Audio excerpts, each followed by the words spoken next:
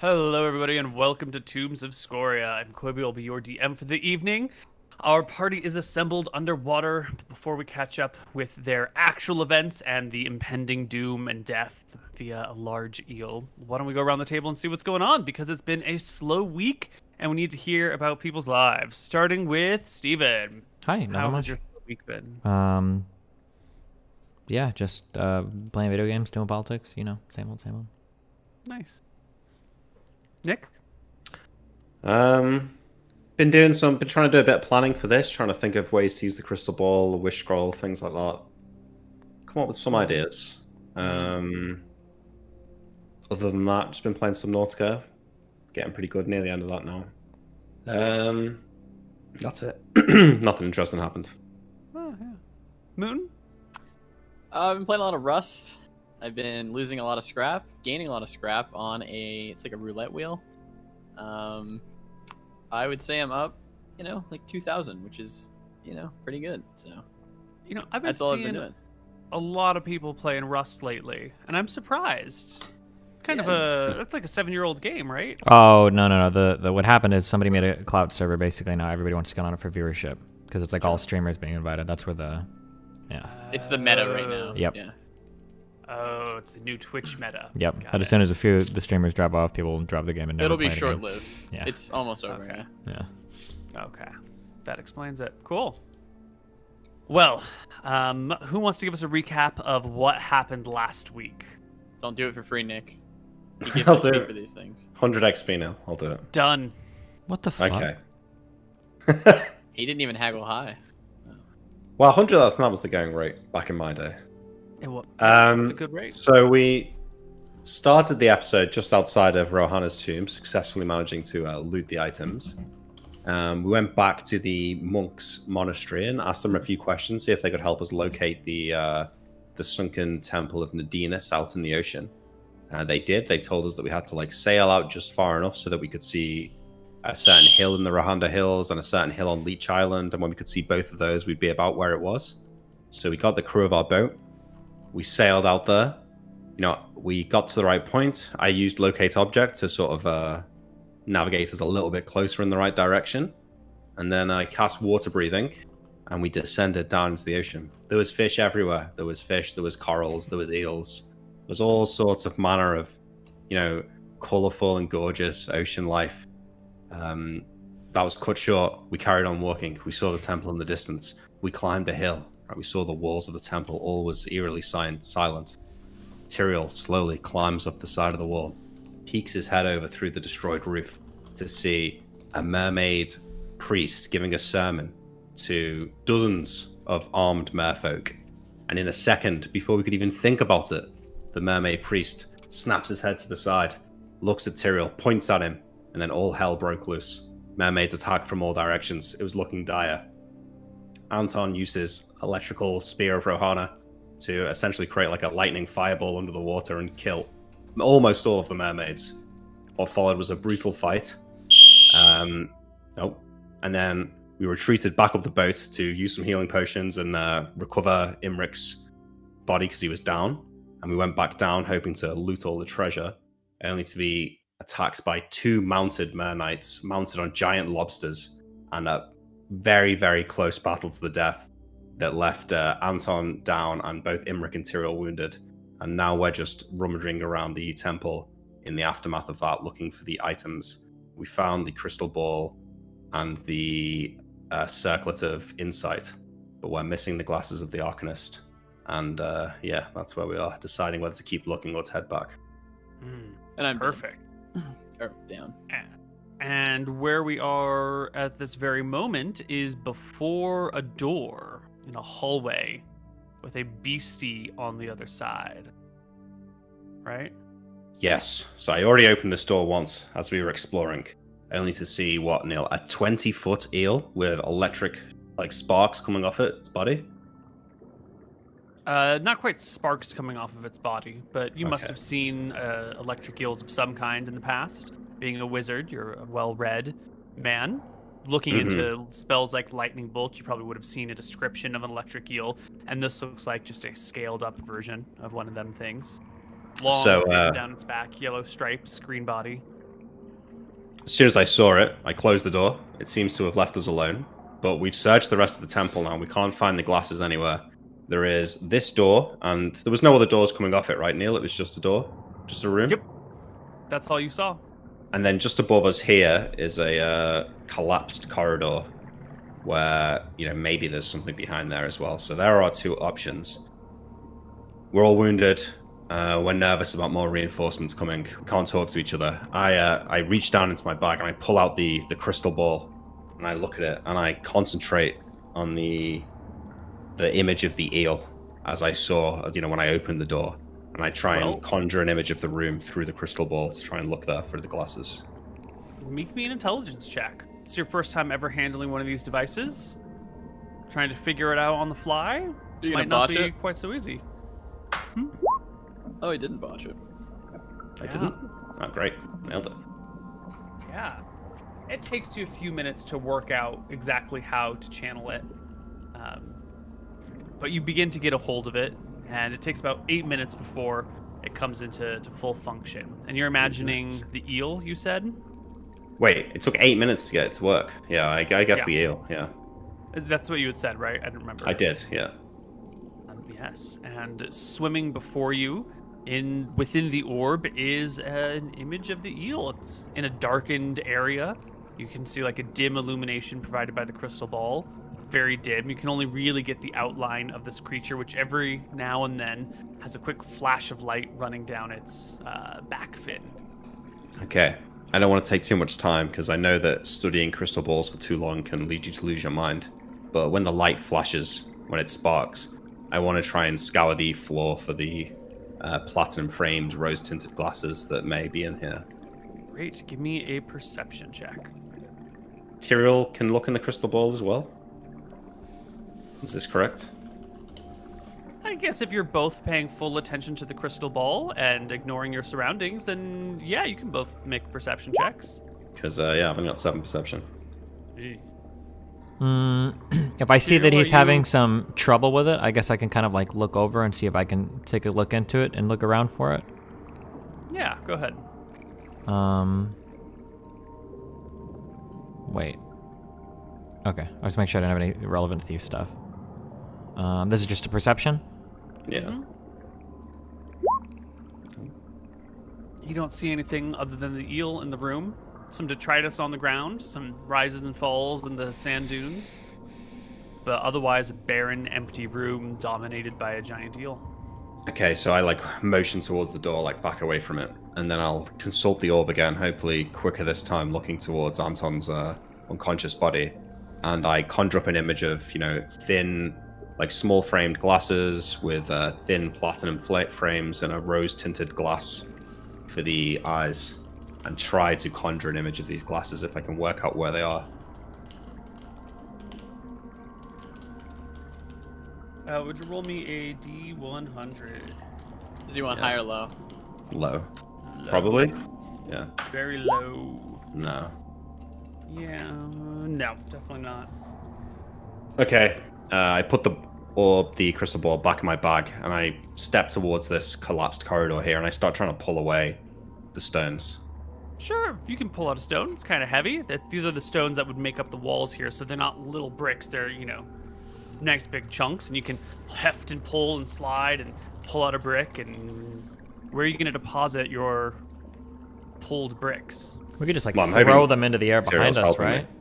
Yeah, so you're just going to start filling these hallways with bricks. Great. Or How long wait. are you willing to spend on this task? Are these hallways roofed? Yeah. Okay, okay. I would like to I'm gonna motion for hold on, I'm trying to think if I want to do this. We're not supposed to be able to talk to each other. I'm just gonna look out at the front actually while he does this. Okay. Okay. Nick, how long are you willing to spend pulling bricks out of this hallway? Okay, I feel like I might be able to gauge how well it's going. Do I feel... I also want to try and get an idea if, the whole corridor is caved in or if there's just, one layer of stone, so... I don't know, 10 minutes to begin with and then see how it's going after that. Mm-hmm. This guy's not here anymore, right? The lobster guy in the top left? Oh, yeah, he fucked off. Mm-hmm. Make me a perception check while you're out here, Tyrael. Okay, sweet. In the hallway down by Imric, you start pulling out bricks, and some of these are pretty easy. Some of them are just like sitting with nothing on them. Those you are easy to lift and toss. Some of them are wedged in there with a lot of weight on top of them. Those will take quite some time to, yoink out, especially with your, I want to say like 6 strength, 9 strength. 9. That's not so bad, actually. And you got a ring of free action. Yeah. All right, so you start yoinking out bricks here and there. Make me a strength check for how well this goes. It's a slow process. You find yourself in more struggle than you might have hoped. You can pull out maybe 1 brick a minute, and after 10 minutes, you can find that you pull something out of the top, and you can see that it's just more crap behind it. And you grab another brick and you yoink it out, and behind that is still more collapsed brick, and some more dust floats down from the new holes you've made in the ceiling. It looks pretty deeply collapsed, and you're making progress pretty slowly. All right, I grab Anton by the arm and drag him back into the main chamber. And I start moving towards the front where Tyrael is. Great. I shake my head and then point into the distance of where the boat was. The anchor is relatively nearby, and y'all can head off. As you approach the anchor and get to the spot where you're going to release your signal, you can look up and notice at the bottom of the boat there seemed to be there's something at the bottom of the boat that wasn't there before. What something? That's pretty vague. Perception check, so it's pretty hard. But there's a thing, there's a presence, a creature, an object that is on the boat that did not exist before. Well, do I get a chance to notice it? I mean, it's my first time looking at the boat. Sure, go ahead. You got a pretty good odds here. Yeah, never mind. Yeah. All right, well, I think Tyrael goes up first, holding Anton, and then I'll go up next. No, we all go up together with them pulling the anchor, right? Mm-hmm. No, not normally. Hold on one second. They're testing the fucking fire alarms today.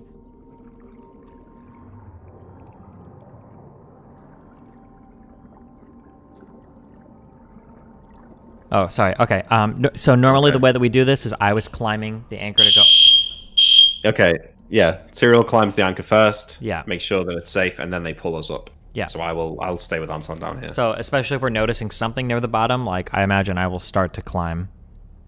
Sure. And then you climb the anchor with ease. Well, hold on. I'm not climbing right up to next to whatever this thing. Can I climb? So I failed my first perception check. So we're seeing if conditions sufficiently change for a second one. I imagine I should be able to climb halfway up the anchor and then either make a second check or get a little bit more of an idea of what exactly it is.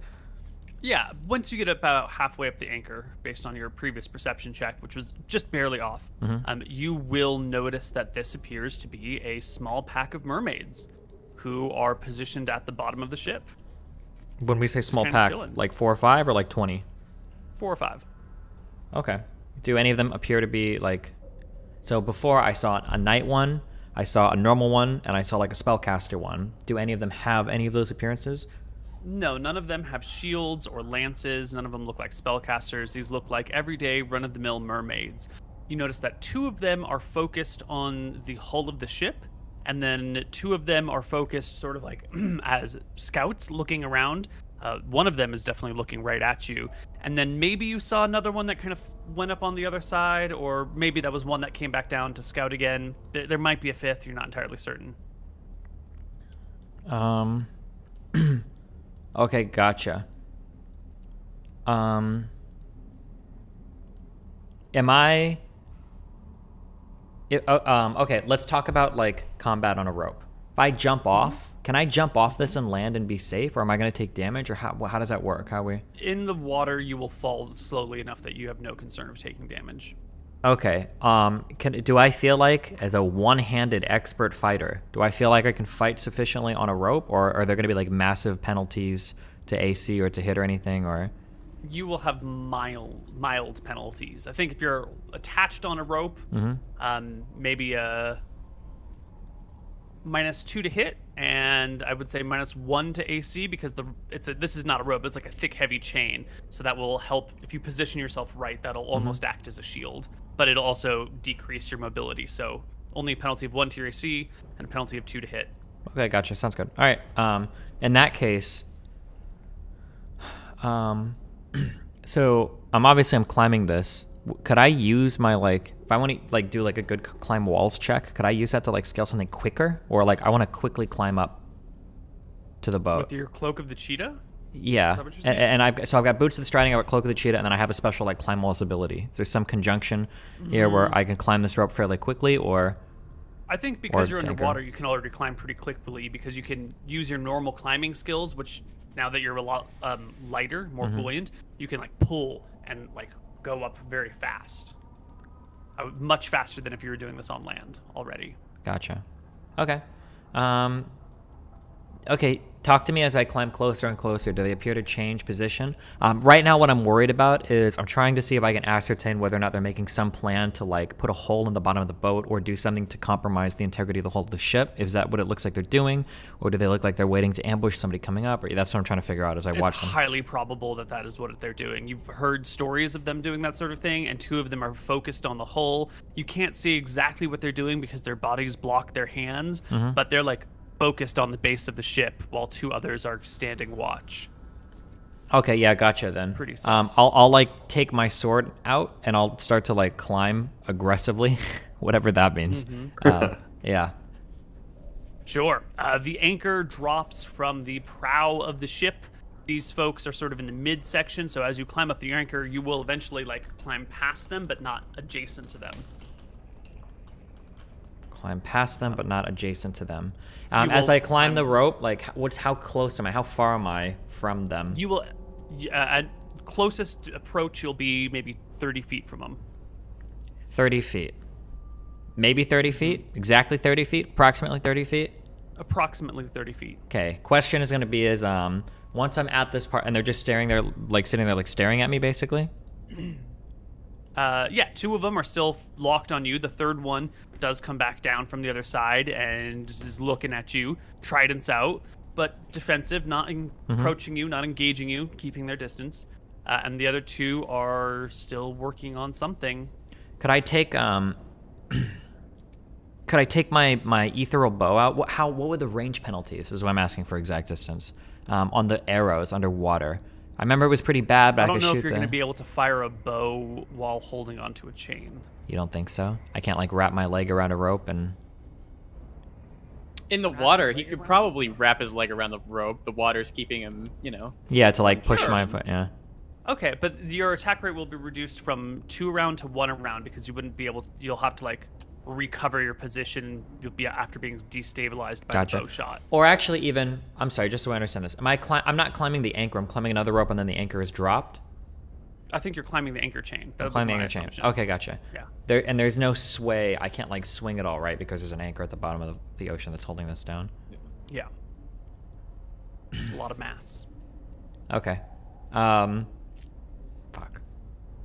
Okay, never mind. I don't want to take my boat. I'll climb up to the boat and no, I'm not. Hold on. But I take a moment before breaching the surface of the water.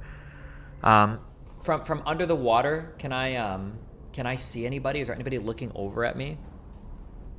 Yeah, you can see that there are eyes and spooked over the edge of the ship down into the water. Not a lot, but someone's on watch. Can I make eye contact, wave my sword out of the water, and can I do this quickly? When you try to make eye contact, it doesn't appear that they see you. When your sword pierces through the surface of the water and starts splashing around, attention is drawn, and you can see fingers pointing towards you, and more heads quickly pop over the railing. Yeah, and then I just want to point up quickly, like the big football finger guy. Yep. Yeah. Moments pass, and the chain begins to ascend. All right, wait. As soon as I see the chain moving, I grab Anton and grab hold of it. All right, you can ride the anchor to the surface. It's a slow-moving elevator, worse than Mass Effect, but you'll make it eventually. I see the mermaids on the way up at some point. Yeah, about. Is Is Tyrael still under the water? Yes. So as the anchor is raised, I'm like scaling down, so I'm staying at the same spot. If that makes sense. Does that make sense? Yeah. So you kind of let you slide down at the same rate the anchor goes Yeah, up. so that I you do. maintain my position. I can't put my head above the water because I don't want to breathe air because it'll nullify my water breathing.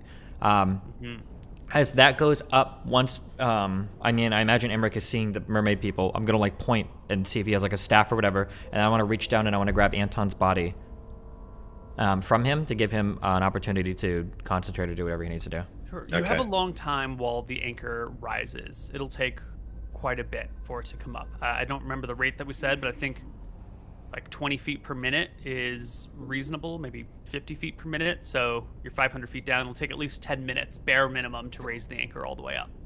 Lots of time. And the mermaids don't seem too bothered. You know, you're clearly a threat and you're 30 feet away, but not doing anything. So they're just chilling and doing their thing. They can see the anchor coming up. They see Emmerich on the rise. No concerns whatsoever. Still doing their thing. Time passes slowly until Emmerich and Tyrael are reunited. Yeah, all right. So I pass off Anton's body to Tyrael. And maybe he can, like, heft him above the water to the people on the boat. Yeah. I want to push, like, Anton's body up to the boat. While still remaining underwater if I can. Yeah, you can push Anton's body so it's, like, near the surface. But it's tough, because he's still wearing his armor, so he would sink. So lifting Anton to the surface is going to require both arms and, like, your legs wrapped around the chain. And you find yourself in a position where you're going to get... To keep him at the surface will probably lift you out of the water. Because he's so heavy with all of his armor on, you know? The people from the boat not reach down and help? Yeah, are they able to, or...? In the past, they came down on the side on a skiff and helped bring you guys over. But, you know, that was after you guys had breached the surface that they came down.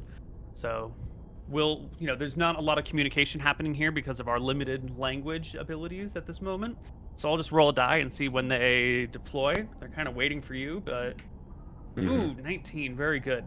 The skiff gets lowered. They see Anton's unconscious body pushed up, a little bit of blood in the water around him, and they come down to try and get him as you... I will use my offhand, like, so one hand's on the chain. I'm going to use my other one to try and, like, keep Tyrael stable so he can use both hands to push Anton up without falling back. Let me pull back my statements a little bit here, because, Nick, you're riding the anchor, right? And the anchor isn't going to stop underwater. They're just going to pull the anchor all the way up. So by the time Anton's body gets to the surface, you're already in a position where the anchor is rising to be out of the water very, very soon. You know? Does that make sense? No, yeah, but is there anything to hold on to? Once the anchor's out of the water, it's just endless sea below you. Okay, well, let me retract some actions a little bit. Yeah. Is it possible to have, like, rested Anton's body on the anchor itself so I could have a spare hand whilst holding onto the chain? Keel him over it. Not keel him, but lay him over the anchor. So as we're approaching... I don't want to do this too soon, because I don't want to get ganked by mermaids when Tyrael can't help. But maybe when I'm, like, 2 minutes from the top, I might blast. I might start blasting. Well, 2 minutes from the top, that's 2 blasts, right? And Tyrael can always climb down quicker. Well, yeah, he could climb down towards me. Yeah. I mean, the range is like 400 feet, Neal, so I could definitely have been doing this all the way up. You but I'll just have start been from master like... blasting them from the moment you saw them. But I'll start from like 100 feet away. So I will open fire. Correct? So when you're 100 feet away, 2 rounds from the surface, you want to start opening fire with your wand? Yeah. Go for it. All right. So there's 2 working on the boat and 2 on guard, looking at Tyrael. 3 right? on guard and 2 on the boat.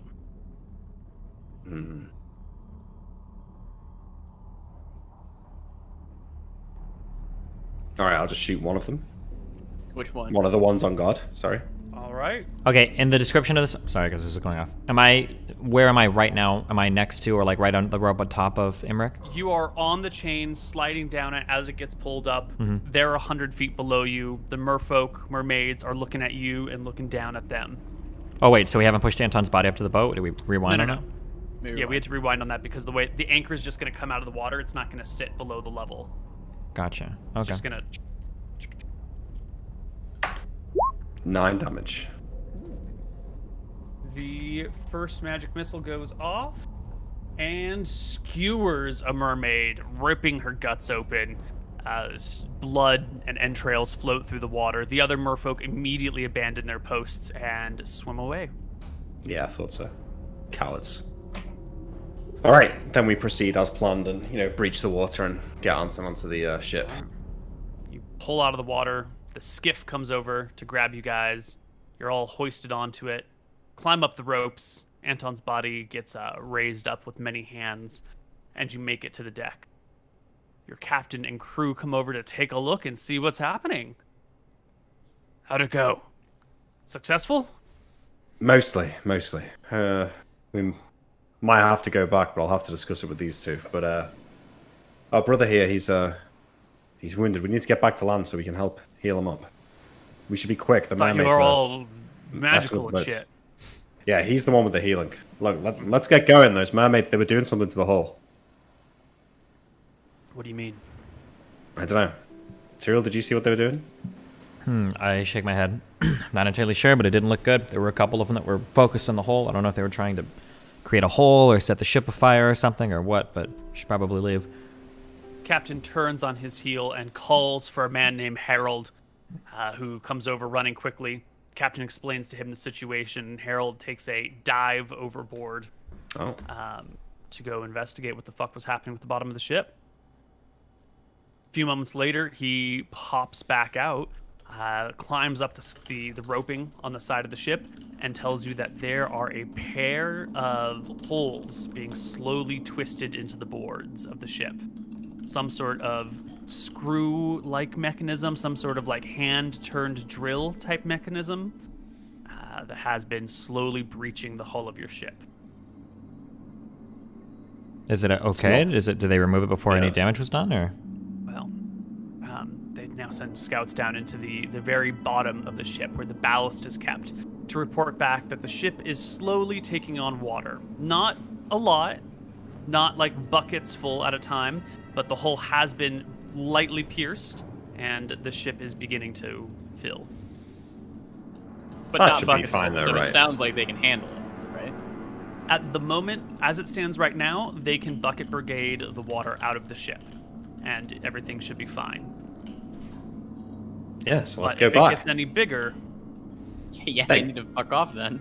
Yeah, they've gone though. Yeah, we're all right. Let's leave. okay, you guys begin to sail away. A few minutes pass. Oh no. And the report comes back up from the people bucket brigading that there is a sound at the base of the hull. And the water intake has slowed for a moment, but it sounds like turning. It sounds like grinding. They can hear the wood creaking and bending. Maybe, Captain, maybe if you could lower the anchor 50 feet down into the water, my brother and I could go down there and scare them off. Can't you just swim? What do you mean? Like, well, I'm dead, so this is me just talking as a human, okay? Can't you just, like, swim in the water? You can go down there, swim Yeah, I a guess I little bit. wouldn't sink, yeah. Yeah, you're not gonna sink. You'll be able to shoot your magic missile. You don't need water breathing to be under there for a few minutes. You just pop them and then move. Pop and move. Yeah, pop and move. Can we get a skiff into the water? Tyrell could stay in the skiff. Or would you sink, Tyrell? You're not encumbered either, right? You could go down without sinking. Yes, correct.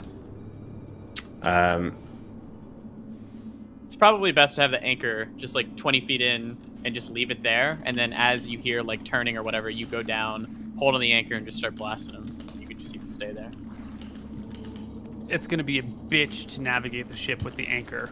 It drops from the prow, and it's going to throw off your ruddering and direction sense. Well, we can stop for 10 minutes. Yeah, if you want to stop and drop it and then start again, that'll work. Sure. Yeah, I think All that's the best. So the anchor plunges into the water. The chain doesn't release freely. The sailors slowly let it unwind, and you stroll down the chain, Nick. Both me and Tyrael are going because I'm gonna need some backup if they like mass attack me. Okay. You guys come below the surface, and as you breach the surface or plunge beneath the surface, you can see a group of mermaids swimming off away from you. Can I try and kill one of them on the way out? Mm-hmm. What's the range on your wand? What level was the guy who made it? Wands are 10th level items. So 160 yards, 480 feet. Okay, so you can make one attack before the mermaids are gone. 5. Oof. It does not kill a mermaid. Okay. All right, I start climbing back up. I stick my head out of the water, breathe. All right, they've run off. Let's get back moving again.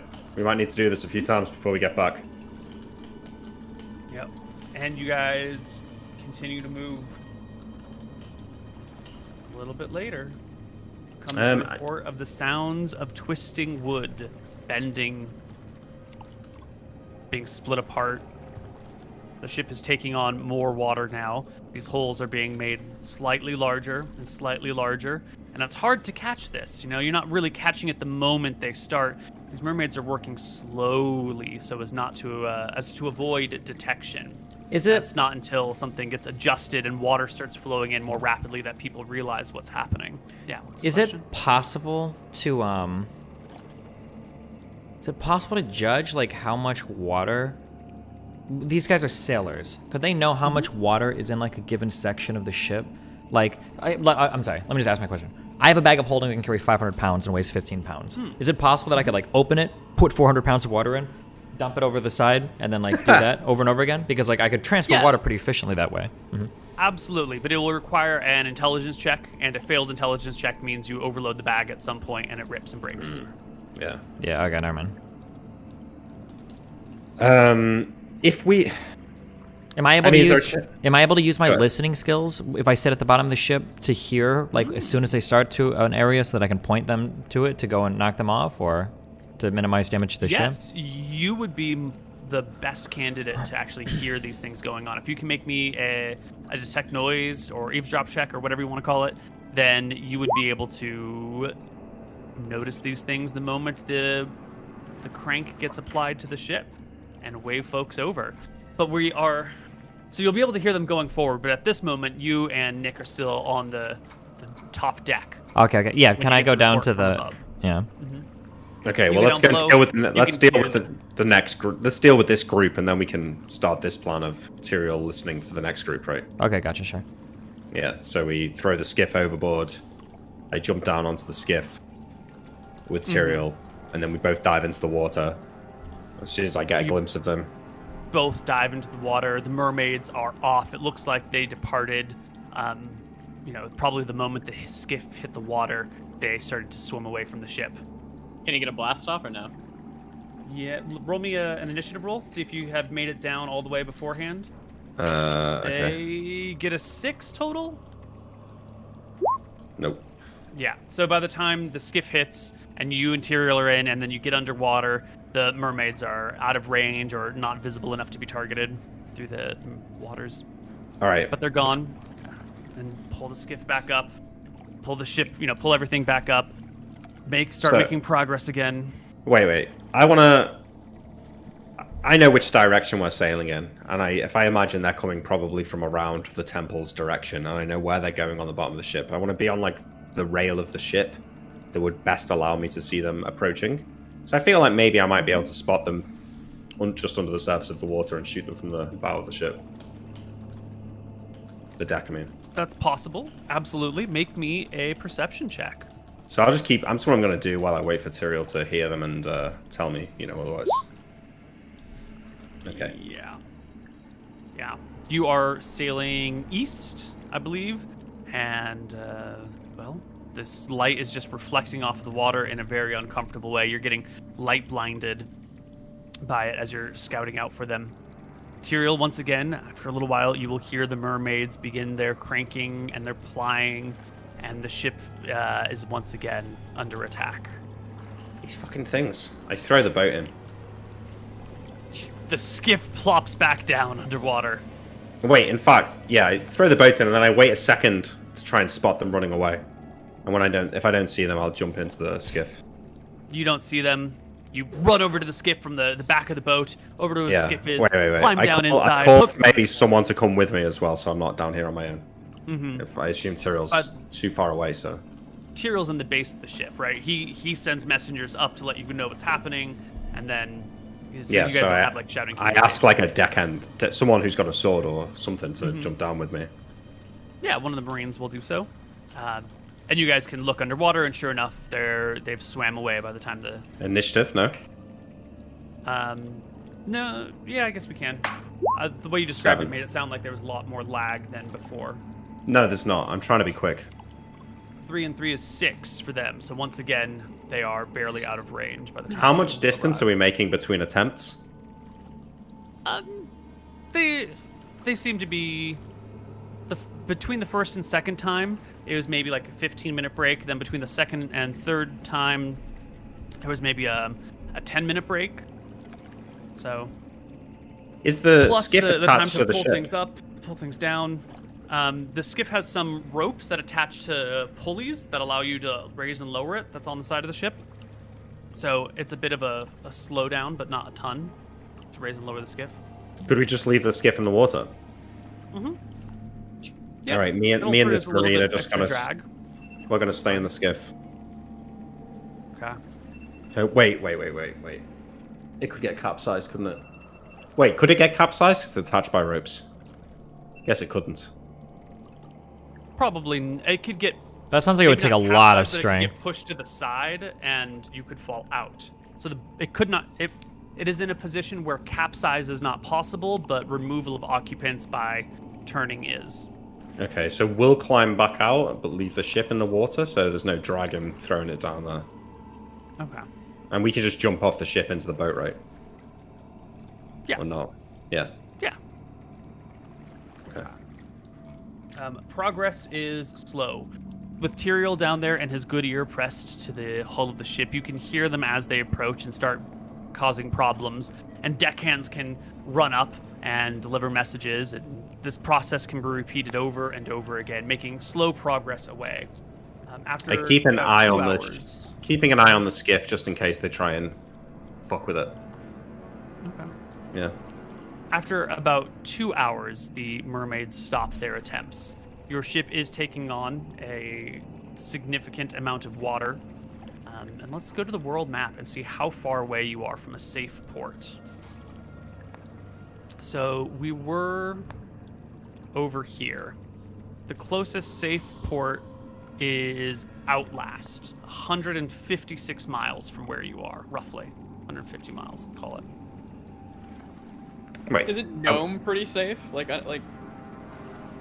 These are, in theory, neutral ports. The people of Nome might not have any problems with you guys coming and stopping to repair your ships. Wait, are we not heading back to the Wakasha Bluffs?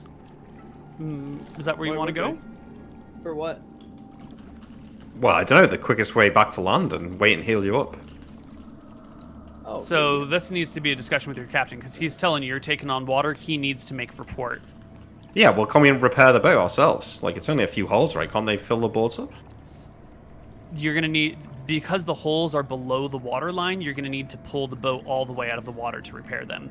You can't fix the holes while they're underwater, because you need to put, like, tar in there. So the tar needs to be hot, so it's liquid enough to be applied, and then it needs time to dry. And you can't apply the tar on top of, like, into something that's underwater. It won't dry properly, and it won't stick in.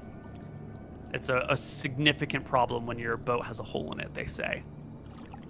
Do we have enough Probably time thinking to, like, about it. are we going to make it to Outlast or no? It's looking dicey. We're going to have to roll some dice to figure out what's going on. So if you can't make it to Outlast, what does he say about Gnome? It's about half the distance. Well, they might have ports there, but I'd rather drown than talk to a gnome. Really? That means Koibu doesn't want to roleplay as a gnome. Wait, can't we pull the ship out of the water ourselves? Like, is it not possible? How many of us are there? Can we not tie ropes to it, pull it out onto the shore? Look, lad, I don't go around telling you how to work your magics. I don't say take a hair out of your ass and wave it under my nose to cast Stinking Cloud, do I? I get it, but you're telling me that we can't make it to Outlast and you won't go to Gnome, so what? Are you saying that we're going to have a good chance? We can get to Gnome if it comes to it, but it's the last resort. I guess you're the captain. Yeah. What's our first resort? What are we doing? We try to go to Outlast, and if we take on more water than we can unload, then the gods will help us. We'll have to go to Flang. You can't think of. We don't have any spells. I was gonna say, what if we pass Flang and it gets too dicey, like halfway between Flang and Outlast? Then what? Well, Pike's Point is there, but we might make it to safety. Our ship would probably be impounded. We might be taken prisoners, but we'd be alive. Okay, how about you dumb fucks make him go to Gnome? Just speed this along. Fuck the captain. Well, it sounds like there's something we're missing in terms of another potential solution. No, I think he's just racist. I haven't got any spells that will repair the ship or any way to drag it from the water. No. So, if it can't be done with physical means, then... God. May the gods have mercy on us, he says as he swings the wheel and sets course southbound for Gnome. And we don't have enough buckets to just be like emptying the water as it comes in? Yeah, you can bucket brigade. That's what you have been doing. But how do we say? The danger is that because of the pressure and everything that's happening, that the ship will begin to take on more and more water over time, that the injury to the ship will grow in magnitude. And then there's also there's nighttime. People can't work 24 hours a day around the clock. So you might make really good progress during the day, and then as people sleep, the ship could take on a shit ton of water at night. Or people will just get exhausted and the bucket brigade slows down. All right, well, we're going to Gnome. Yeah, I think so. All right. The party sets sail for Gnome. I've never been to Gnome.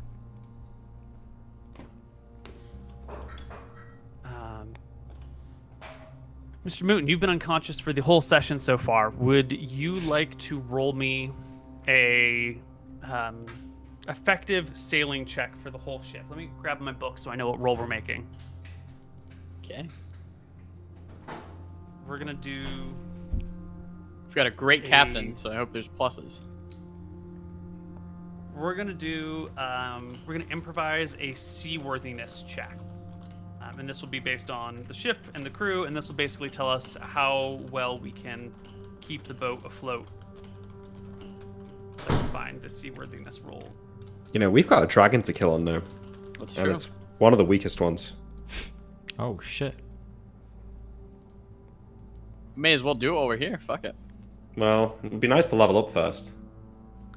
But we can't Yeah, level the up. fighter until we level get would be Drakus. really nice. Because we get another hit, I think. We get another attack. Yeah, +1 to hit every level as fighter. Okay. No. Like, So- we can attack twice around. No, it's level 7. Oh, it's 2 levels. Duh. To get all the way to Outlast would have been a flat seaworthiness check. Flang is about half the distance, I believe. Mm-hmm. 70 it's versus about like 150. 80 miles, yeah.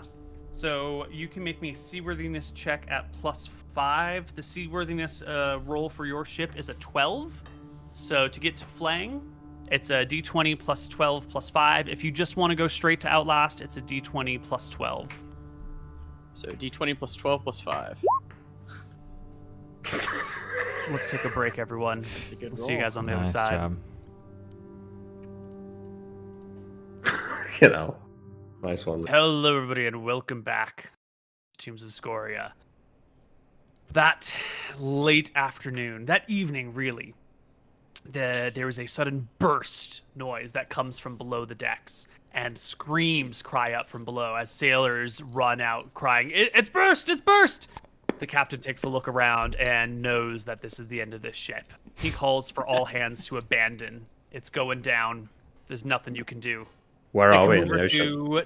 to Anton, and they look at you guys and say, there's only the one skiff. We're going to have to take whatever bits of wreckage we can, float on him, and hope we can get to land. But the unconscious man, this is a tough situation. We put him on a boat, he'll be taking the place of 3 men. How do you value his life? We nod. Is he We worth understand. 3 men? We're gonna have to leave him behind.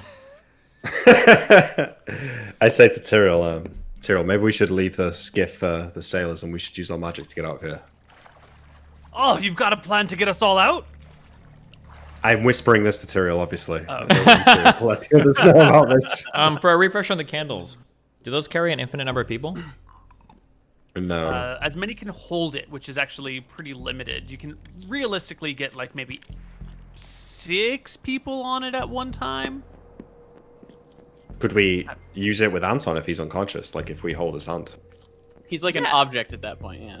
Yes. Or wait, do you have to have But the there's a place bit of in a mind? problem. How does that? Wait, Yeah. problem what? That's the Well, problem. as you mentioned, you have to have a place in mind. Everyone has to think on the same destination at the same time. If Anton's unconscious, Oh, this is easy. We just have to whisper like images of our Well- mother into his ear, and he'll think of home. Either that or Nick uses his amulet, sees what I'm thinking about, what I'm dreaming about, and then maybe he could take us there. What if you're dreaming of like the brothel in? Well, Some Anton random has farm. nice dreams, so I'm sure it'll be fine. I mean, okay, we could, Tyrrell, you could whisper things about home in his ear, and I could use the amulet to check when he's thinking of home, and then we light the candle. Or we could leave the sailors to die and just risk the boat. I mean, we can't leave the sailors to die. Yeah, we have to do everything we can to save them. Is there enough space on the boat if we leave for all of them? no. Absolutely not. Okay, This is not talk- a lifeboat. Give us some numbers. Skiff. Why do they have lifeboats on this? What are we? This fucking Titanic? It wasn't until after the Titanic that there were mandates to have lifeboats to hold the whole crew, and this is not a traveler boat. Lifeboats were not a thing. You just didn't have the space for them. What How many people do they need to take so they can fit everybody on the lifeboats? Yeah. Is the question. Well, there's 30 people on the ship. The Oh my skiff God. can hold 6. Okay, so some people are dying. Let's fucking move on from that. We There's, How wait, far there's, are we from you land? said Skip can hold 6. There's how many on the boat? 30. Plus Oh. the 4 of you. 3 of us. And man, you. How this, far are we from the land? Yeah, this red circle. Does that represent where we are right now? That's About. where you were. You've made it some distance, so you're kind of close to a Cuba, but like anyone landing in a Cuba is going to be like captured as a prisoner of war and probably sold into slavery. We're not at war with a Cuba. Yeah, we're not at war. We just don't like Yeah, each but other they're much. at war with themselves, and maybe they'd let you go if you trust in a Cuban. But chances are, with your bad blood and the state of their civil war, they're going to need some manpower. And look at this. Fresh manpower with no rights, just washed up on the beach. Okay. They'll sell you into slavery. Nick, just tell them where to go to see the apostles. They'll go there, help them out. Give them that, and then get the fuck out with the candle. You tried your best. I disregard Anton's advice since he's unconscious, and I'm clearly hallucinating. All right, Tyrrell, here's the options, right? We can just teleport out now and try and hope that Anton doesn't fuck it up when he's unconscious. Or we could go in the boat and take the place of some of them. Some of them are going to die anyway. Maybe it's all that can be done. Real or quick. Maybe we could try and walk along the bottom of the ocean. These are like sailor people, right? Like these guys are tough people. I mean, they're sailors, yeah. I don't know. What Like you're if trying I to were do. like warrior-wise, these guys are like level 1, level 2 fighters at least, right? No. Maybe. No. No. Life on the These are 7 sailors. seas, pirates. These are sailors. They can man the ropes really well. They know all sorts of stuff about ships, but when it comes to combat, they are 0th level fighters. I just think if we're only 6 miles away from shore, there's a pretty decent chance that if we just cling on to some like shrapnel The sailors might make it back, and if we go with them, we can help them regroup and maybe help talk them out of being captured. Please, God, don't make it that episode where we help randoms. We can't just leave all these sailor guys to die. Please, Yeah. God, just use the fucking candles. We can't fine, use a I candle. don't You're wanna- asleep. You're sleeping. We just talked about a way to do it. and then There's everybody no just- way, Koibu. I would lose respect for Koibu as a DM if he would say we could read your thoughts and you were randomly thinking of home and then we teleport No, back I at the wouldn't same be home. time. It would be like, oh, you're thinking of like this place, and then you guys are like, okay, I'll think about that place. Like, fuck it, and then we'll go somewhere random. Oh. Okay, put on the ESP amulet and read his thoughts. What is he thinking about right let's now? try it. Start What am I whispering in his thinking ear. about, Koibu? Surface thoughts. What? He's unconscious from wounds. There's no surface thoughts. There's no thoughts. I shake my head. It's like a fucking desert in there. He's not. There's no thoughts at all. Okay. Clearly, we have nothing to do right now except go to shore, right? No, all options before us. We have to go to shore first. Yes. There's nothing besides Hear that the we can... crew running around as you guys chat, grabbing whatever little bits of precious, hacking doors off of hinges, creating flat surfaces on which to float themselves. Just All right. Yeah. We can maybe put Anton on a door and drag him along behind us on the boat. Yeah. Wait, are they gonna let us on the skiff? They're offering Well, to put Anton on the skiff Okay. because Yeah. he is wounded. Oh, they will put Anton on the skiff. If you're willing to give up 3 other people's lives, you know, you're sort of nobles here. Wait, can't they all swim? Can't we all just swim? Not everyone can swim. What? They're fucking sailors? Are you fucking They're serious? sailors. I'm No, pulling that off is of for legit. historical accuracy here. One and Koibu's on top of that, world. You are pretty far out to sea, and it's getting dark. And even if you could swim all the way to shore, you might get tired. You might drown. The currents might carry you in a different direction. When you're shipwrecked, usually all hands go down. How many can swim? How many can't swim? How many are Do you dying? want to go pull the crew at this moment of emergency? Well, I imagine that we're just fucked. Yeah, that's what happens in shipwrecks. Everyone gets fucked real hard. Yeah, but 6 miles off the coast is not as bad as... 6 miles is a long fucking way, okay? I don't know if you're thinking in Britbong or... No, you guys use miles, okay? 6 miles swimming? I know, Stephen, but most shipwrecks aren't going to be 6 miles from the shore. is what I know, but I'm saying. just saying, there's not much difference to a lot of people between 6 miles and 100 miles. You're like... No, but it's I'm not talking about swimming back. I'm talking about just like staying alive on a piece of wood and washing up on shore. Yeah, that's what I'm thinking. Is there's got to be a way. Okay, we've got some badass fucking swords here. Can we start hacking off like, or like removing like boards or whatever and shit? Oh yeah, that's what the sailors are doing. They're cannibalizing the ship to create some sort of life raft system here. That's what we need. There we go. The life Yeah, we raft. need a life raft. The life raft system. Yeah, but at this point, you're going to be at the mercy of the tides and the winds. You might be 6 miles from shore, but if the tides aren't headed, if the currents don't push you towards shore, you might Yeah. get swept out into the deep sea. And it's getting dark. Okay, it's Right. getting darkness is I head hours, down to the okay? hold and get our shit out of the chest. Get what shit? I already have my bag and everything on me, 100%. Didn't we have some stuff in the chest that we put Yep, in you there had your when we? spellbook at least and some other things. No, I should be holding yours. If it's the Majora's spell book. No, like my actual spellbook. Oh, Whatever. sorry, okay. The stuff in the chest, I get it. I refill my bag. It was that we weren't taking all our bags and stuff down with us. Sure, but yeah. We've You got can all go that grab other your stuff. Your ankles are up to the water. The chest is a little bit soaked through. The things inside are still dry. Had you been here another hour later, you would have. This is the next day or not the next day? This is the same day. It's that the same mermaid day. encounters and everything happened during. Okay, so no new spells, no water breathing spell.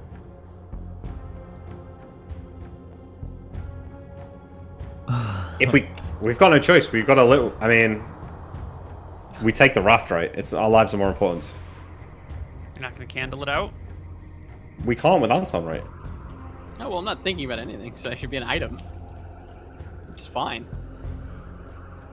What were Well, you're the taking risks, what were right? the What's specific your risk instructions? What were the specific instructions with the candle? Hold on to it. Think of the same location between all of you, and that's where you'll go. If you have mixed up locations, it'll be kind of unknown. Let's think about this. Wait a second, If wait a you had- second. If you had a rat on you, that would still teleport with you, right? That doesn't think about where you're going.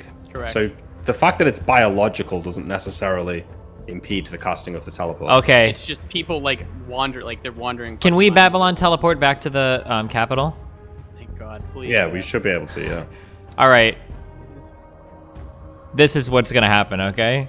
We're gonna lay Anton out on the deck, on the top deck, while everyone's running around. We're gonna tell the captain good luck. We'll send word for you. This shit What do is you mean? fun. We're gonna take our own way, okay? You got Free room up for space us? free up space on the boat for you. We've got a lot of men here. We could maybe bring a couple. No.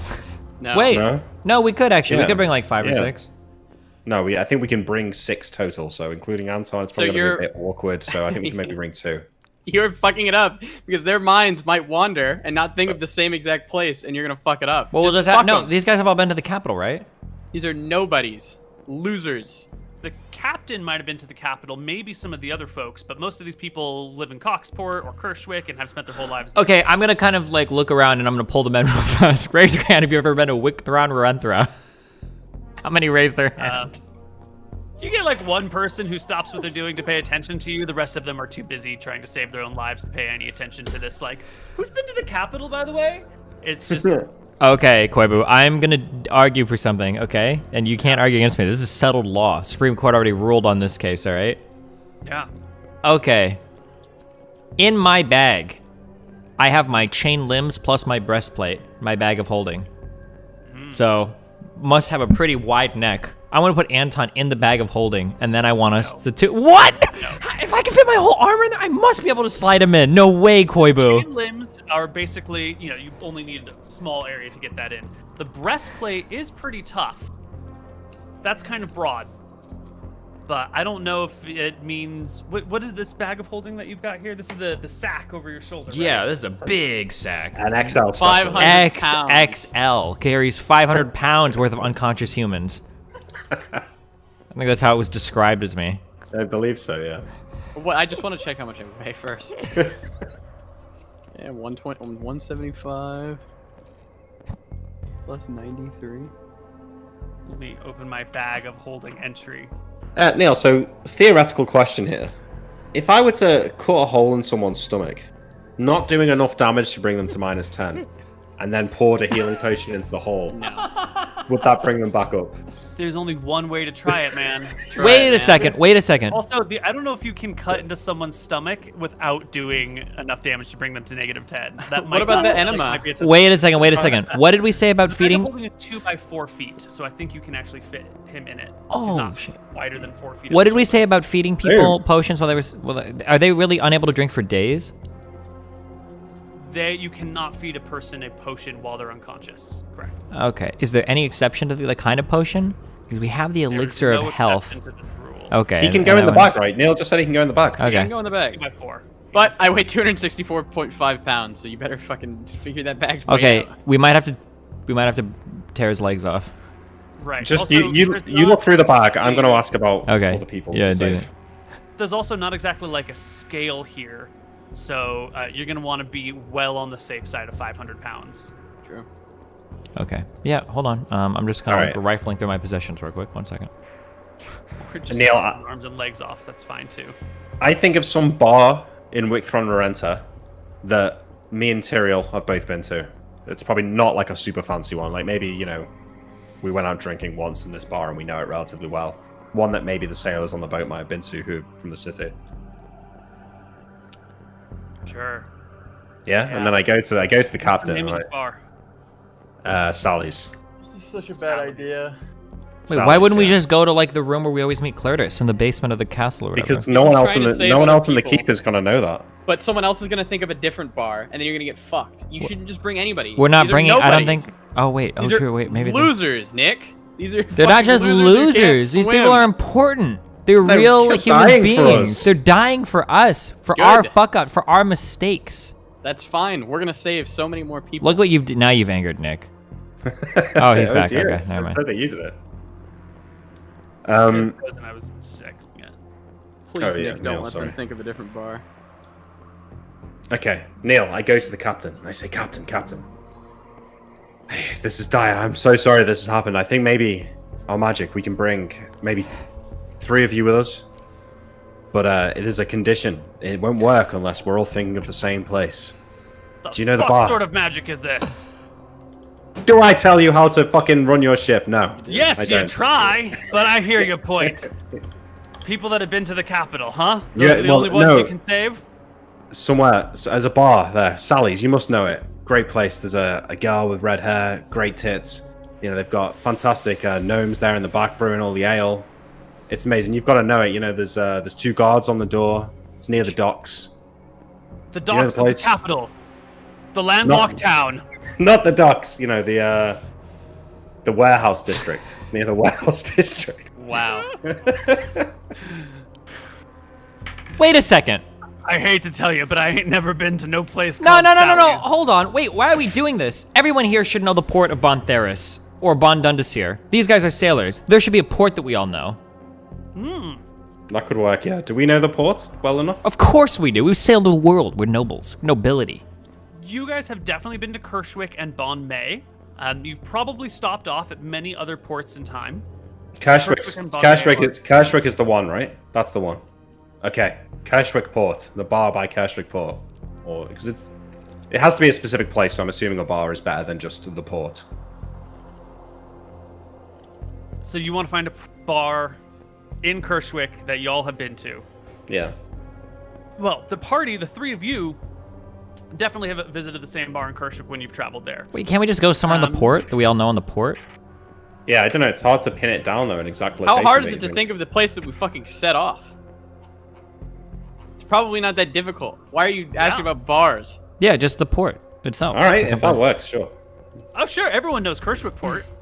Yeah. Okay. The dock in Kershwick? Of course. All right. So, Captain, I can bring maybe 3 of us, maybe 4, if they got small hands. He looks out at his crew, looks back at you. You're telling me to pick 3 men to save? I don't know, Captain. Do the rest of the men not need you here? Captain does not abandon his men in their time of need. It's called Yes. leadership. No, that's what I'm saying. So, you can pick 3 or 4. I assume you're staying here. He heads over and taps the youngest boy on the ship, the kitchen boy. He's only 16. This is his first time out at sea. Well, maybe second time. You know, he's new to all of this. He taps the kid and tells him to come talk to you. Then he goes over to his first mate, hits him on the shoulder, tells the first mate that in case no one else makes it home, someone needs to be able to get back and tell everyone what happened. A reliable person who knows the families of the men here and be able to inform everyone back home of the goings-on. First mate comes on over to you. Captain looks around at the rest of the crew. He goes over to Brad. Brad has 12 children. He's the only source of income. Oh my god. Brad's got to make it home. The rest of these people, they only have 5 kids. They can all fucking die, but Brad's got 12. He needs to make it home. And you have these 3 people. All right. I gather them round as this is while like we look to the side and we see Tyrael like shoving Anton's unconscious body into a bag. Ignore that for a moment. Look at me, okay. We're all going to be holding a candle, and when I light the candle, we all need to be thinking of the exact same place. And I think that place is the dock on Kershwick. Do you know it? And I go to each of them. Brad, do you know the dock on Kershwick? You can picture it in your mind. There's the water, you know, the wood, the things, you know, the people. Yeah, The water okay. and the wood, yeah, that's the dock. He knows it. I nod on him. Okay, I Wet and say woody. for the next guy. I go through this with all 3 of them, make sure that we're all... I say, once I'm done, if any of you think of anything else, if your mind drifts, we're all likely to get lost in the elemental plane of fire or be eaten by dragons or some terrible fate worse than death, so do not fuck this up. We're all taking a risk here. Boy quivers in his boots. Yeah. We're taking a risk here by attempting to bring you with us, but I can't live with it on my conscience if I don't try, so I'm trusting you all. All right. They agree. The other sailors have sort of stopped what they're doing for a moment as it becomes clear that the three of you plus the three of them are up to something different, and Anton's being shoved headfirst into a bag. If it can spare a few moments, the ship will take an hour or two to sink. Okay. I wait for Tyrael to be ready. Okay. I touch. We're all holding the candle, right? I grab the ever-burning candle, and we're all holding the Babylon candle with our left hands, yeah? Mm-hmm. We have. I do one last check. Yeah. I scan everyone's mind, make sure everyone's thinking of the dock in Kershwick before I light the candle. Oh, that's good. Oh, that's so good. Anton, I was going to ask you to roll me a D12, sorry, a D20 plus 15. Would you do that now? I'm in a fucking bag, Koibu. I know, but I just want you to make some die rolls. 15? I can, like, avoid the responsibilities. Wait. Yes. What is he rolling for? I don't know, but I rolled everyone well. is Oh. indeed thinking of the right thing. There was a chance that the kitchen boy was so terrified of the elemental plane of fire and the threat what of he's landing thinking there about? that he was distracted. But no, everyone's minds are indeed on the dock in Kershwick. All right, after I check it, Level thought. I focus my own thoughts on the dock, and I take the ever-burning candle to the flame and, I guess, light it and hope. Tyrael, what are you thinking about? Thinking about the dock. Which dock? The dock in Kershwick. Okay, cool. Thank God. Remember the wood There and is the water. the candle begins to burn.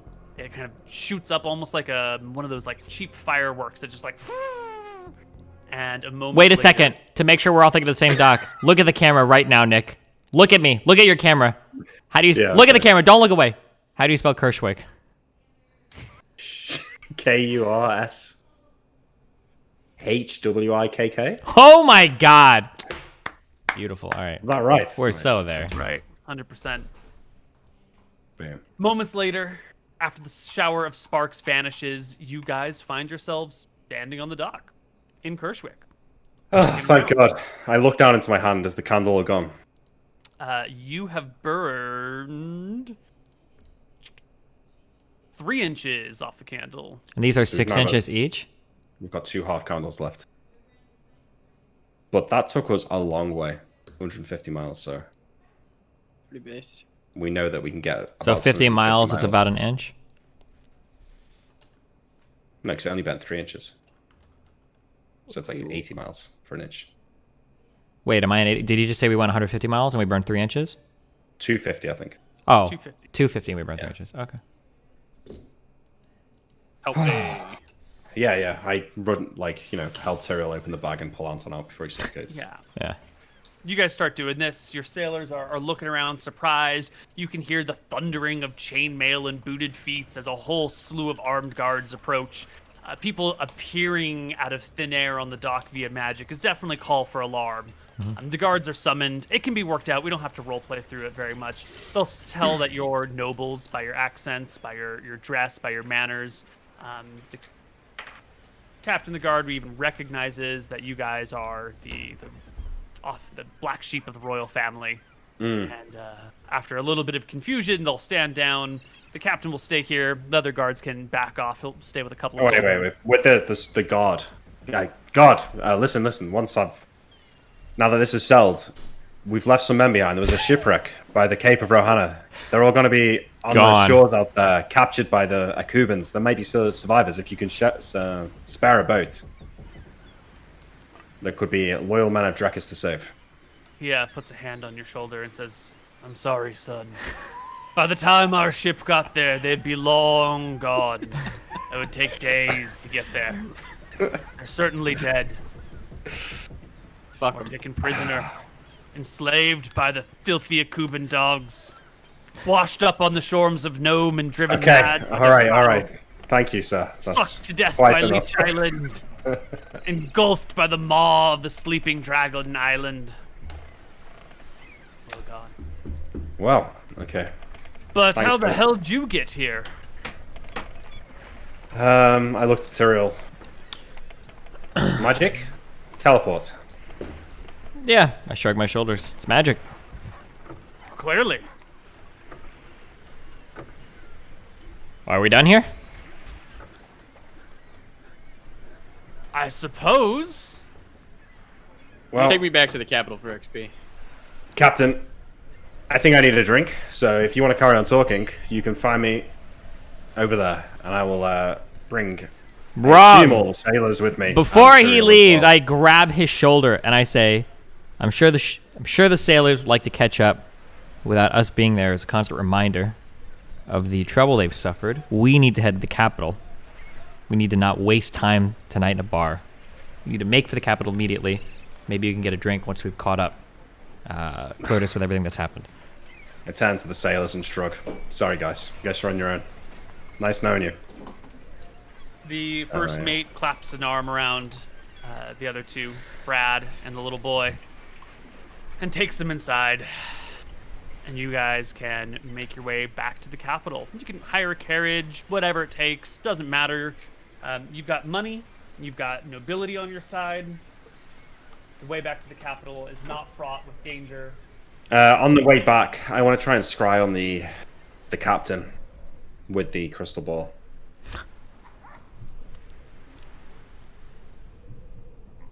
Give me just one moment here.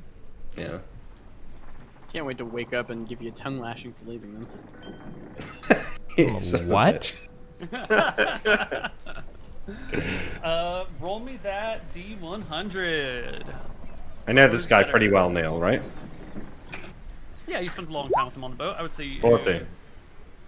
I think that is well within tolerances. Yeah. So yes, you can envision the captain. When do you do this? I mean, I'm going to do it every day, I think, for 5 to 10 minutes. So I'm trying to keep the track first day of that it. you arrive is the most important one. When do you do it after you appear? As soon as we're settled in the carriage, right? So we teleport. It takes us a while to speak to the guards and get going. We hire a carriage. You'll It's have to probably a get few the hours carriage the later. next day because it was getting on towards evening. So that night, Oh, yeah, that night, yeah. in the dark of night, By candlelight.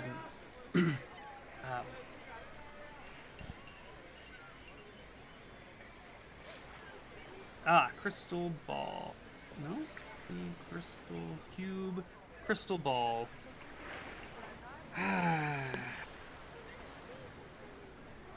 You find the captain's body deep under the sea.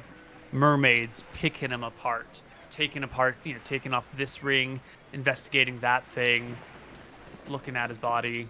There seems to be some sort of cleric or mage who's taking samples of him. I wave the his image eyes. away. I wave the image away. I don't want to see it. Okay. And I reach for the bottle by the side of my bed and drink myself to sleep. The next day, you can set off for Wicthron Rorenta. It's day 2 or day 3 of me being knocked out. If he This is the scries, second day. if he scries down there and he specifically remembers like one of the captain's pieces of jewelry, could we theoretically scry on that jewelry later? Yeah. Depending on how well he knew the piece of jewelry, yes. Why, you thinking like go back and find a token to give to his family? It's just, no, I'm thinking if they take it back to the temple or some shit. I don't know. Maybe not. Fuck it. Neal, the next day I will try and scry on the glasses as well. I'm going to be doing this a lot, so you might want to keep that table in memory. Yeah, well, we're also going back to the capital, so I think we can say, since you're going to be taking like a longer rest, eventually you will succeed on your check. But the reality is that you just never find it. And after spending probably a week or so scrying on it once a day, or maybe 2 weeks scrying on it once a day, you can draw your own conclusions, but you should have found it by now. Maybe your description of the glasses is wrong. Maybe the glasses are on another plane of existence. Maybe they don't exist anymore. Maybe some other option out here, but you cannot find them. I'll bring it up with Cartos instead. Make sure I've got the description right when we get there. Well, 3 days later, the party arrives in town. I wake up. Tyrell wakes up. Anton wakes up, and we heal some HP on the way, right, Neal? Yeah, but we're also in the capital. You can take a long rest here, and we don't have to worry about the specifics. Where are we? What happened? We're back home, Anton.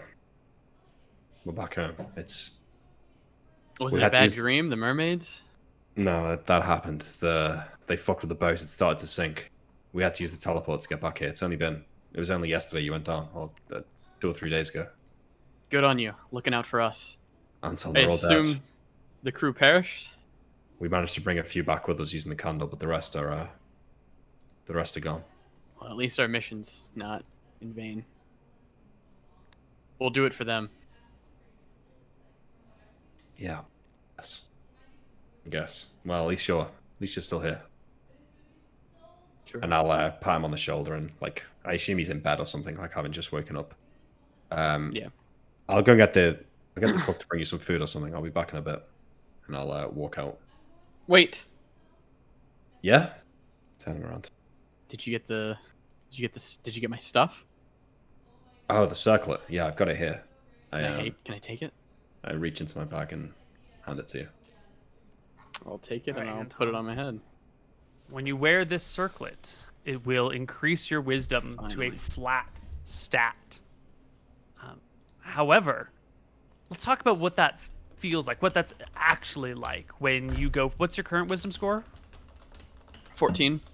Going from 14 to I believe it was 18 wisdom. I believe Is that it's it? 18. I think it's been a long time, but I do believe you said Yeah. 18. I'll double check it. It might be 17, but I think it's. Talk to me about the insight that one gains when your wisdom goes from a little bit above average to the wisest person to exist. I don't know. It's probably a really strong feeling. Probably something that Anton would assume no one else can empathize with. Just becoming immediately, I guess, more knowledgeable about almost everything. It's like ascending, I guess.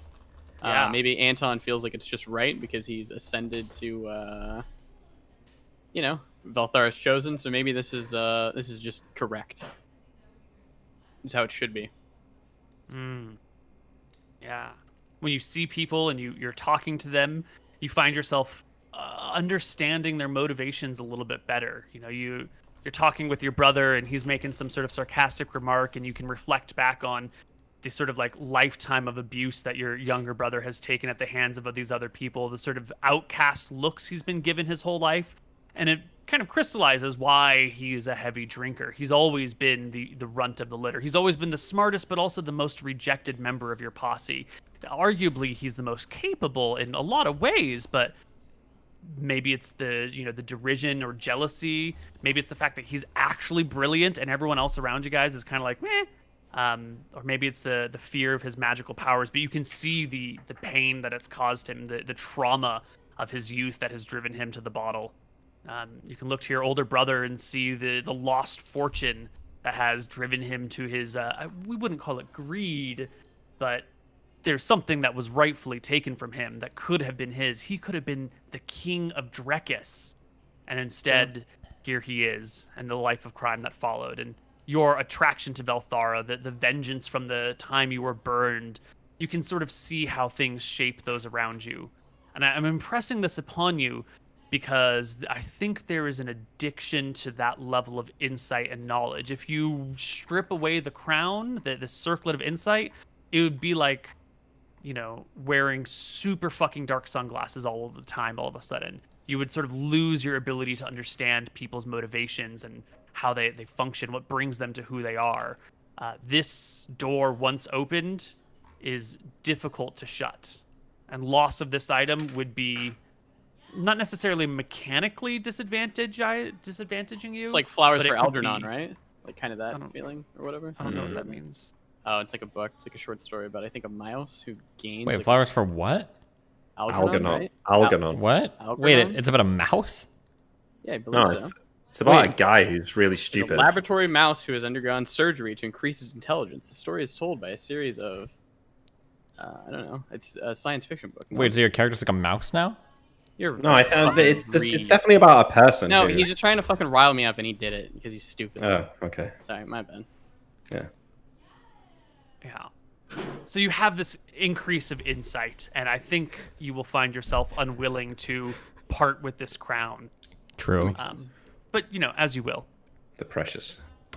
Yeah, my new Precious precious. yeah. indeed. Yeah. What was the other item that we got? Crystal ball. That's scrying ball.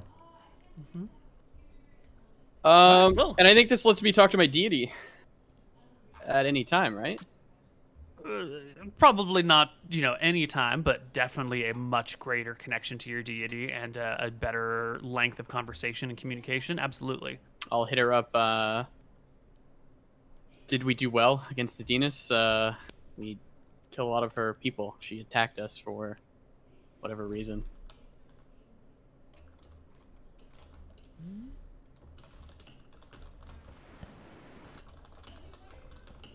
So, did we do right by Nadinus? Yeah, well, it'll be like Nadinus attacked us. We made sure to kill them all in your honor for stopping us on our way to Scoria. Velthara will speak to you in tones that impart a certain level of caution. She tells you that you indeed did well. You slaughtered the merfolk that killed your people. Your preemptive vengeance was completed. Their numbers are greatly diminished. Their head cleric under the sea in that region is gone. One of their best knights is slain, dead of her wounds. You have done very well. However, she is most unhappy with you. And you will find in the future that she will put obstacles in your path where possible. She will effectively be trying to stop you in your tracks because of her personal, petty obsession with you. Your railing against her, your theft of items from a sacred temple, your slaughtering of her folk has made her most angry. But don't worry, Velthara is here to help you. Anton is quite pleased, and he will heal himself. Cool. Are we staying in the keep or no? We're in our house in the city, right? Yeah, you got your house. Yeah. So I'll go and get some food from the cook, and then Were you long resting, baby? Yeah, we're getting XP. Yes. yeah. Oh.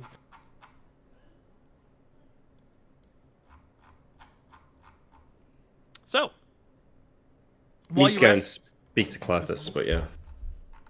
But I assume we'll do that in a couple of days or something.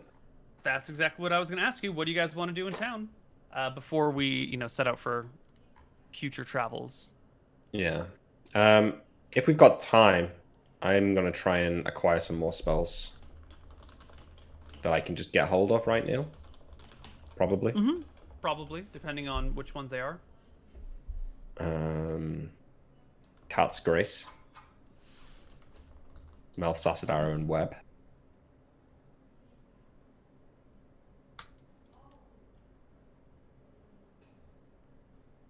Cat's Grace, Melf's Acid Arrow, and Web.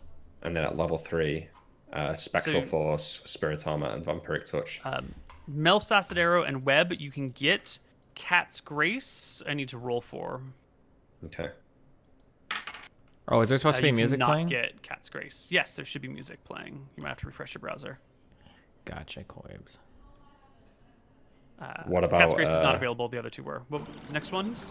Spectral Force, Spirit Armor, and Vampiric Touch? Spectral Force you can get. Spirit Armor. The third level spell. There's a necromantic version. Yeah, not that. Not the necromancy version. The other one, Conjuration is. Conjuration one that is also unavailable, sadly. What was the third one from third level? Vampiric Touch. Vampiric Touch is also sadly unavailable. Okay. Got rolls today. Right, experience. So, go ahead. I'll roll to learn these, but as well. I guess I'll do that now because it'll impact my experience. Yeah. So Melf's, then Web, then Spectral Force. Melf's, yeah. Web, yeah. Spectral Force, no. Okay. There was all the happenings of the temple, Rohana's tomb. There was the tomb of the Sky Temple, Sunken Sky Temple. Let's get some XP for these things. Experience generator. Okay.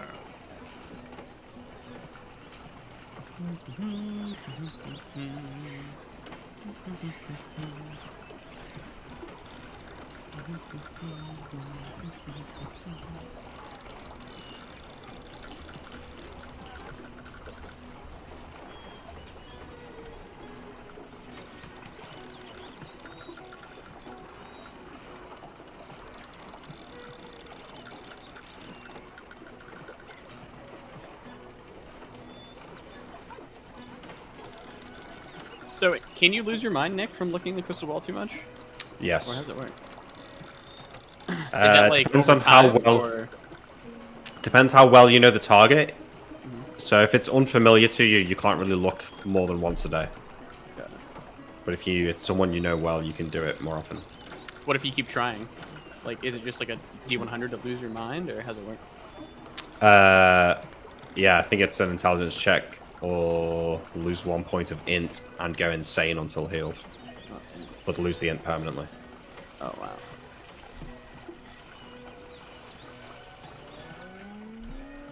Something like that, anyway. Oh, and then I can just change my int to 18 on the thing, right? Your whiz. Oh, my wit, sorry. Oh man, we got so many spells now.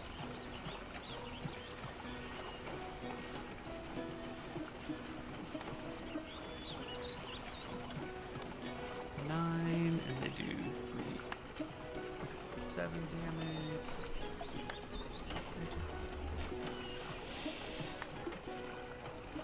He's 18 hit points on our Knight. Are 7, 5.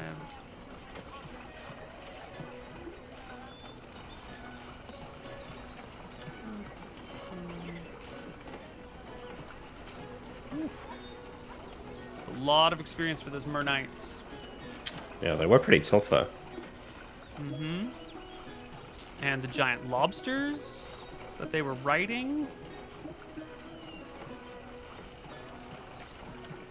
Gonna be 4 here. The penis monsters. Mm-hmm. When was the last time we got XP? It wasn't too long ago. Like 2 sessions ago. It was right before we took off on the ship trip, I thought, right? To the west? Yeah, because we got the Rohana's tomb stuff, but we didn't get XP for that. Yeah. But that's more like quest XP.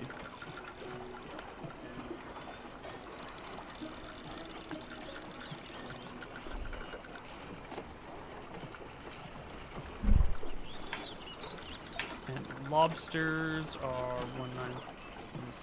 2 of them. And the caster. Oof. Oh yeah, It's the gonna be a golem and the lot tomb of as well. experience. It was like a stone golem, right, Nick? forgot about the Yes. The tomb Yeah, golem. stone golem. Oh, stone golem. It's worth a lot of XP. Yeah, and If I I get plus recall. 10% now because of my wisdom. Mm-hmm. Yes, you both do. I thought I got, is it 10 or He's always 15%? had it, right? 10%. 10%.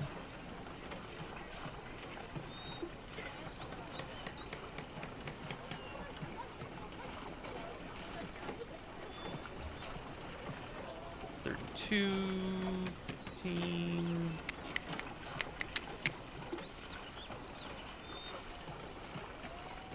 Here. Plus 2, 6. Okay. And the stone golem.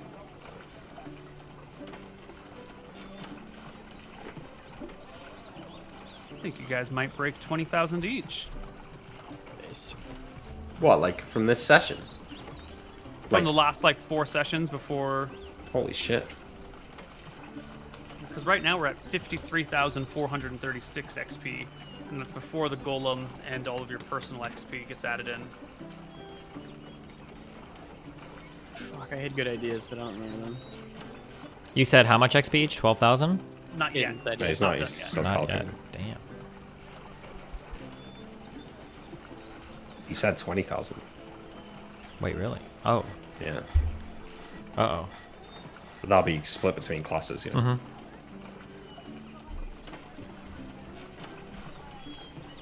When's the next fight level? Is it 36? Yeah, 32. Yeah, 32. So we're definitely going to level to fighter 6.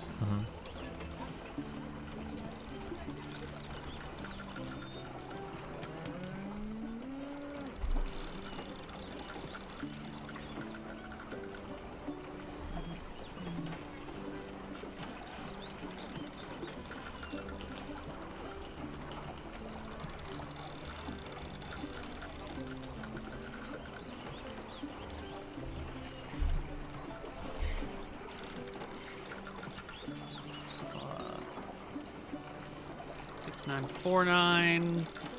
Okay. So we've got the Golem, which was the only creature you fought during the whole Rohana thing. You talked to the monks there, you befriended them, you told them the truth of the situation, you got through Rohana's tomb, you defeated all the traps, grabbed the shit, got the fuck out.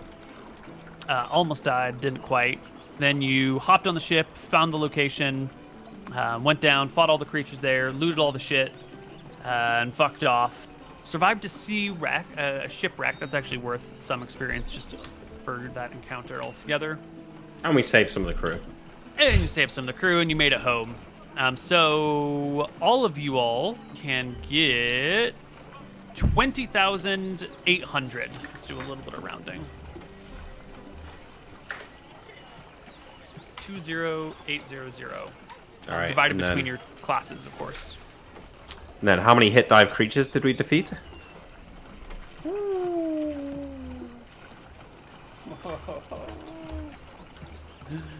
That is a big number.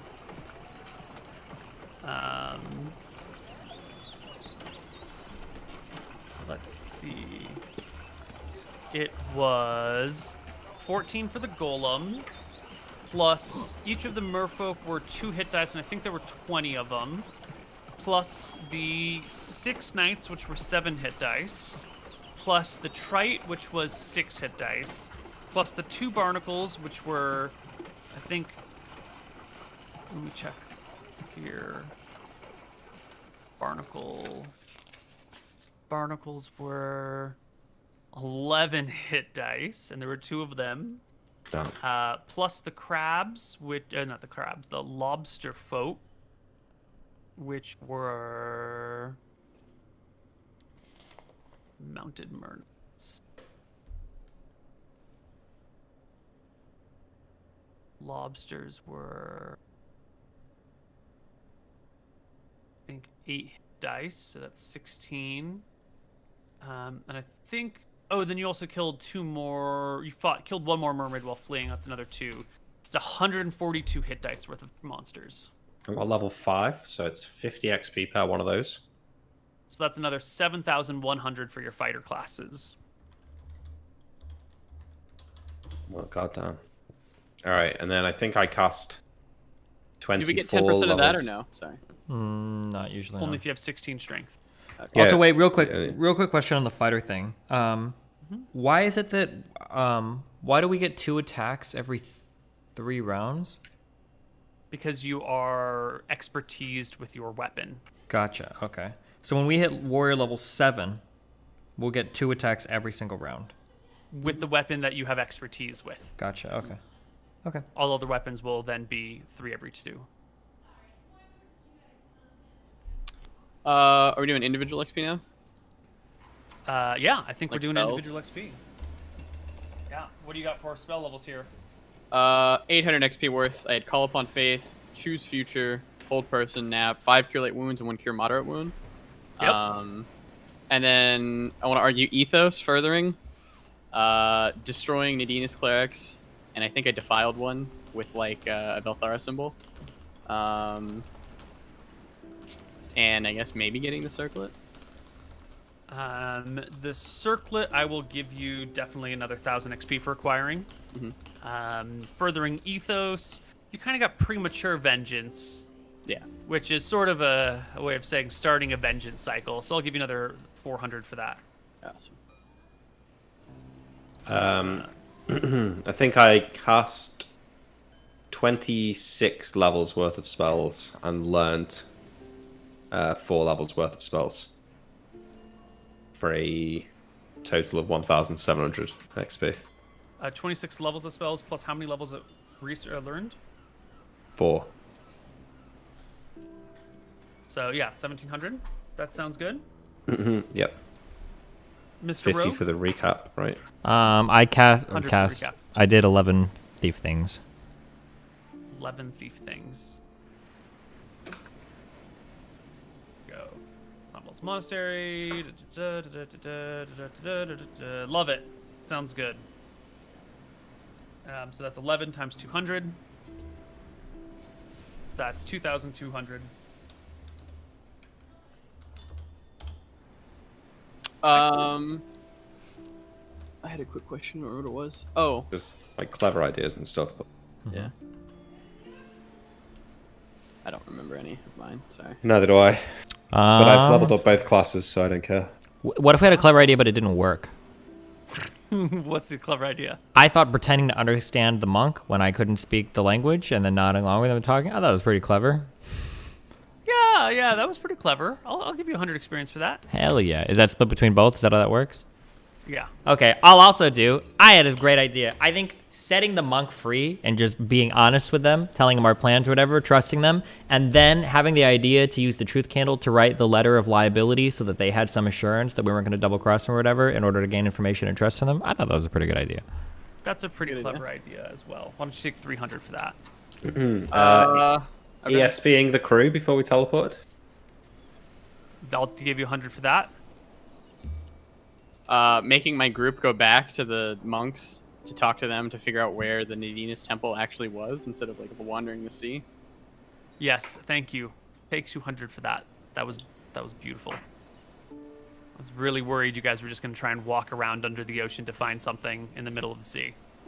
Oh, telling Nick to use his axe of electrocution saving. You were unconscious at that point, weren't you? I was, yes. Oh, having the Crack idea to experience pick for that. the port because we're all sailors for a teleport candle instead of trying to go to the capital or something like that. Yes, 100 for that. Okay, okay. That was me, I'm pretty sure, who said the port rather than anything, but I don't remember that. I don't I'll let remember you have it. I do remember it, but I'll let him have it. Let's see what else. You were unconscious. You just I was transitioned unconscious, your yeah. experience. Putting him in the... So he has no thoughts. We can't take him anywhere. But if we put him in the bag of holding, we can. That was good. Yeah. Yeah. Okay. You know, diving into the water and not letting Anton drown. That's pretty clever, right? Would have been sucked if he died. Oh, also, I think I stole a spyglass from someone. Why? That was a When? long time ago. It was a We stole it from the long time ago. Mistrayan guard when we were in Eridon. Wait, in the east? Yeah, that was No, really no, no, long no, time. no, no, no. It was somebody on a ship. I stole a spyglass Oh. from somebody on a ship. When we got boarded by the Akubans, you stole their captain's spyglass. This was a long time ago. We've already gotten XP for that. Gotcha. Okay. 'Cause I say That I guy's have. just stupid. Yeah. Yeah. What's the hit die for fighters? What are we rolling? D10. I'm just gonna go ahead and throw a max roll here. Oh no. Oh no. Oh no. And then you divide it by 2. Oh, okay. So I'll just go. Do you only level up one class? Fuck. Yeah, I didn't level up fighter or priest. 2 HP for the fighter. Mhm. The other fighter. Nick, give me that D10 plus, what are we doing? D4s, D6s? D6s, right? D6. D10 plus D6 divided by 2. you. Ooh, Cringe. 2.5. Well, at least it's 3.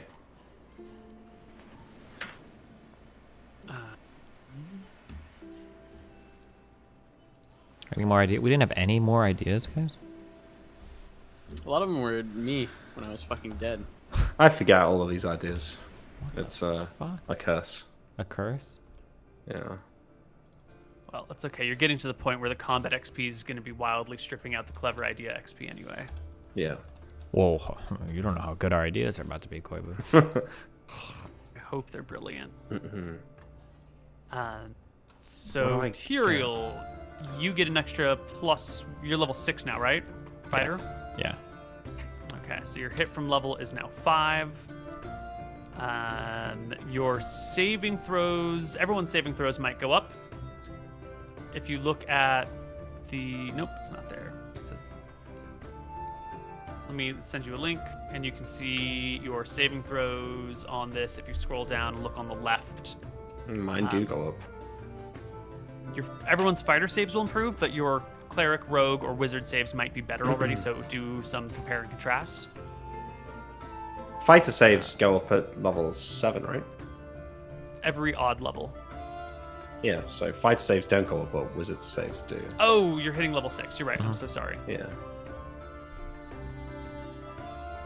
Fighter saves are already up. Love it. Nick, what level did you hit as a caster? 6? 6, yeah. Wizard 6? Yes. Very nice. Save versus spell is now 8. Tyrael, did you not level as a rogue? No. I had just leveled last time. Okay. And my next level's 16,000 experience away, so.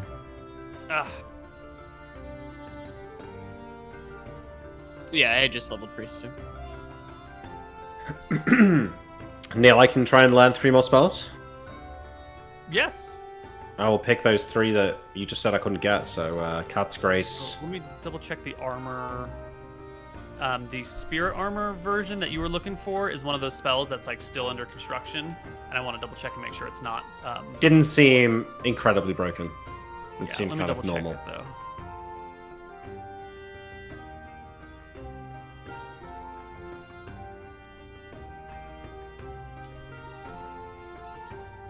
Yes, that's fine. Okay. Cat's And then Grace. the other one with Cat's Grace, right? And Vampiric Touch. Yes. Okay, so this is for Cat's Grace. No. Spectral Armor, no. All fail. Fucking no mind. Oh, Jesus Christ, man. Jesus.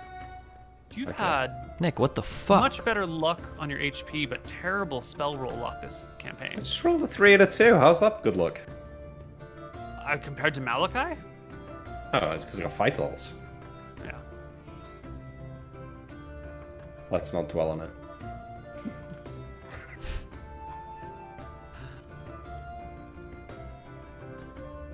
You have 28 hit points. You have almost the most HP in the party. Yeah, no, my HP's not been bad. It's true. Wait, how much HP? How can you say you have What? almost the most HP in the party? But there's only 3 of us. That means if he's in second, he's got almost the most. Yeah, he's in second. What kind of comparison is this? I think it's 26, 28, and 30 HP, so it's right in the middle. Wait, if you got a decimal, does that count or no? I forget. Nope. Okay. So 30 damage would bring me to unconscious. I wouldn't have half an HP, right? Correct. No.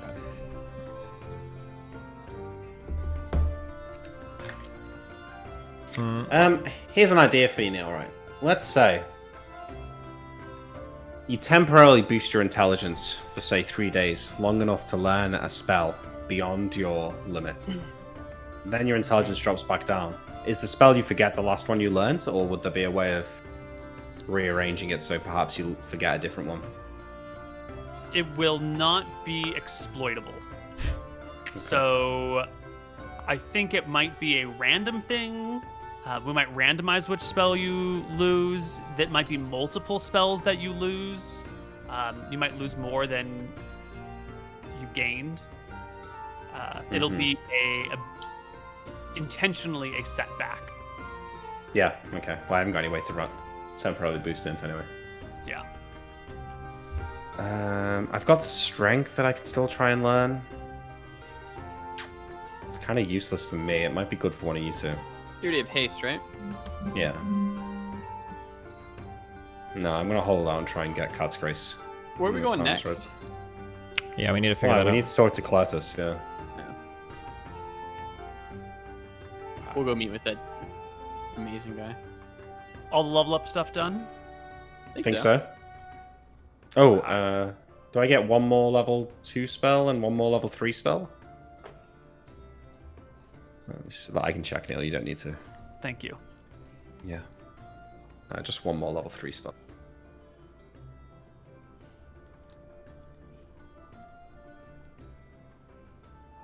whenever you guys are ready to continue the main stuff, we can do that. But we're also at a nice breaking point, and I think it would be nice to come back and hit the ground running with these, talking to folks and figuring out where you're going. So short break, return, and keep going. Sounds good. We'll be back. Hello, everybody, and welcome back to Tombs of Scoria. All right, folks, it's time to set out on your next quest. I'm assuming we're going to take about 2 weeks to go through all of this stuff. That time frame might get shifted a little bit. Let's start with the list of things you want to do during this downtime in the capital while you rest, recuperate, learn some new spells, level up a little bit. What tasks did you have? Well, I'm going to scry on a bunch of stuff with the crystal ball. I want to visit the Nadina's cleric. Say hello. Drop something off for her. Oh, okay. I don't think I have anything to do. You have the family, right? That you can go talk to if you wanted to. We had made ways with them. Wait, for what family? So you got like hit up by the family. I don't know if you want to further that relationship at all.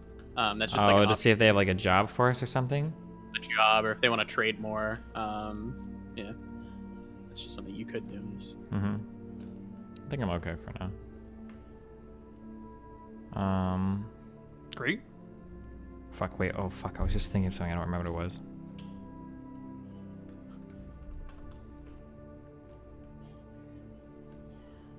No, I can't think of it right now. So. Great. Wait. So, Nick, do you want to do crystal balling before or after you talk to Noble, Clertis, and the Queen? A bit before, a bit after. You know, I can do it every day. Sure. I will go and buy. There's something like a healer's kit, right, that would allow somebody without first aid to stabilize without a check. No. No. Okay. Is there anything that we can get that would help the roll? No. Okay.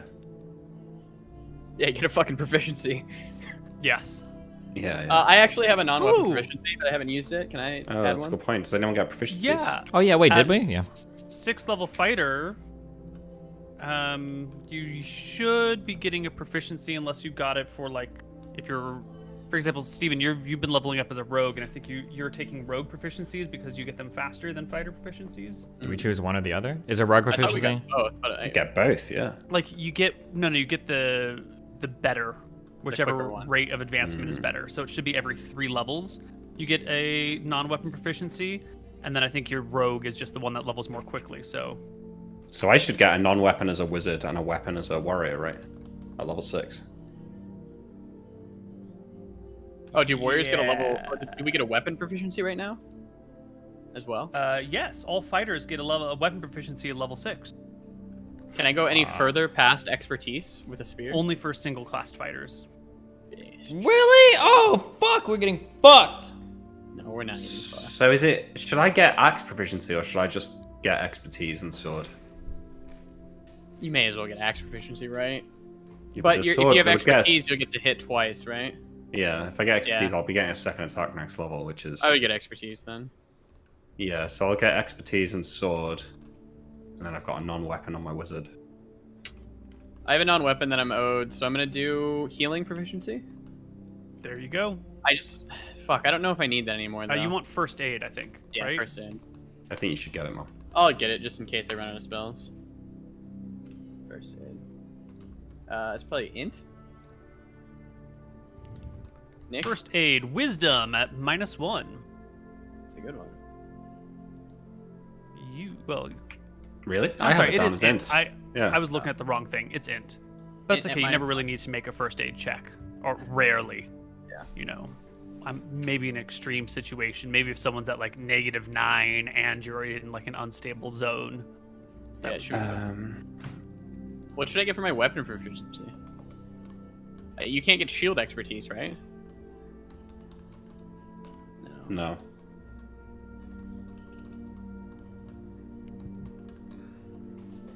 Where do I read if I have another proficiency now, or I probably would have gotten it last rogue level, I guess. I haven't been checking my... Yeah. So rogues get non-weapon proficiencies rogues Every just get 4. fucked across the board. You're getting it as your warrior then, so you get it now as well. You get a weapon and a non-weapon, Stephen. Yeah. Yep, weapon and non-weapon.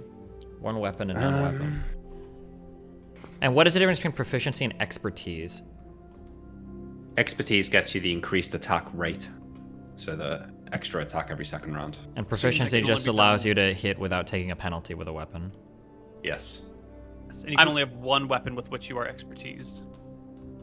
I'm allowed to take ambidextry, right, for my weapon proficiency, so I don't lose -2 to my shield bash anymore. Yes, you can. I'll take that. And then, is there a list of all the? I thought you had like a special website or a list. The Koibu Yeah, where's the crew. spreadsheet now? Here is the spreadsheet. My favorite part of the game.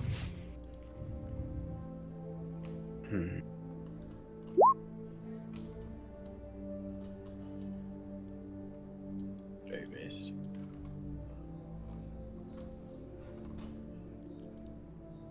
Thank you, Mike, in the chat. Did he link this? He told me to take pictures. I'm guessing that to take one of these proficiencies, you just need either class, right? If you're multi-class. Correct. Oof.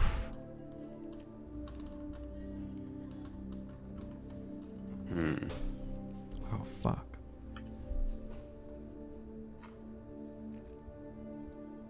Lip reading could be a cool one for you, Stephen. Don't know if you've already got that. Could be a cool one. Cost. You can take healing proficiency as well. When it says cost is 2, does that mean I need like 2 proficiency things? 2 slots. Yeah. Yeah. So if I want, so can I hold these slots for now, or? Yeah. But you won't get your next one until level 9. So Use it or lose it. Well, no, not lose it. Theoretically, I not could lose hit, it, but like I could hit yeah, level that's a 9 and then just long do way like down the road. 2 proficiencies. Yeah. For this Which one like were you thinking? for this like riding land-based and riding seaborne, what does that mean?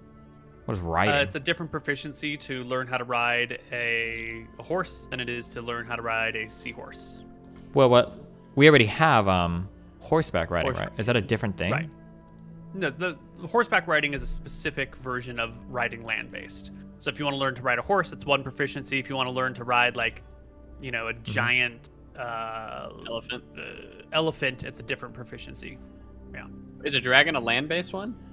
That Or would that'd be, be like dragon air-based, which would be a completely separate subset, which we don't even bother putting in because it's so rare that, No, know. for sure. And then what does the modifier mean next to these proficiencies? that's the Wait. modifier that your proficiency rolls with. So if you have a riding land-based and you need to make a riding check, you'd make a wisdom check at +3. But if you want to make a riding seaborne check, then you'd be making a wisdom check at -2. What is the proficiency of administration? Does this let me convince my brothers to do other stuff for me? The art of delegation? No. Or? This It is would help more you of like a delegate. bureaucracy. Well, there's a separate bureaucracy proficiency. Here, let me give you the description document. Goes along with it. I might just grab tumbling. Seems pretty useful for you guys, that, yeah. Character with the administration proficiency is skilled in the management of accounting and enterprises, ranging from agriculture to the entire province of the vineyards of a single small monastery. He knows how to account money, plan work, and supervise the collection of taxes or the sale of goods. Super useless for you. Can I hold these, and when I level up next, I can think of what I want to take as a proficiency instead? Yeah, you can use them whenever you want. Yeah, I'll just keep hold of mine for now, I guess. Well, hold I on, did wait. I did get first aid. Let's be clear. When you say use them whenever you want, you probably don't mean exactly that, right? Like, I can't wait till we're on a ship and say, like, you know what? Actually, I've got the shipboating proficiency. I'm gonna do that. Correct. Yeah. Okay. Right. But like, if I'm like in a city or something, okay, in an appropriate place to. Okay. Yes, and there's some context for it, right? You wouldn't be able to just be, I want to do gem cutting right now, and I've never cut a gem, but I know how to do it. That would require some level of training. Is there like? Steven, what about acting? Might be pretty good with your half disguise. Yeah, but this is kind of what I'm thinking. Is like, am I gonna be in a spot where I have my hat of disguise and I'm like, man, I wish I had acting too. Like, how is that helping me? Like, what does it do? Just gives me like a +2 on a roll or something, or? Yeah, I'm not sure. Maybe it'll help you do accents correctly.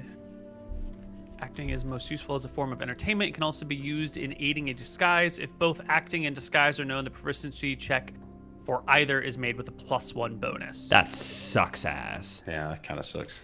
It's trash. That might be one of the most offensive things I've heard in my life.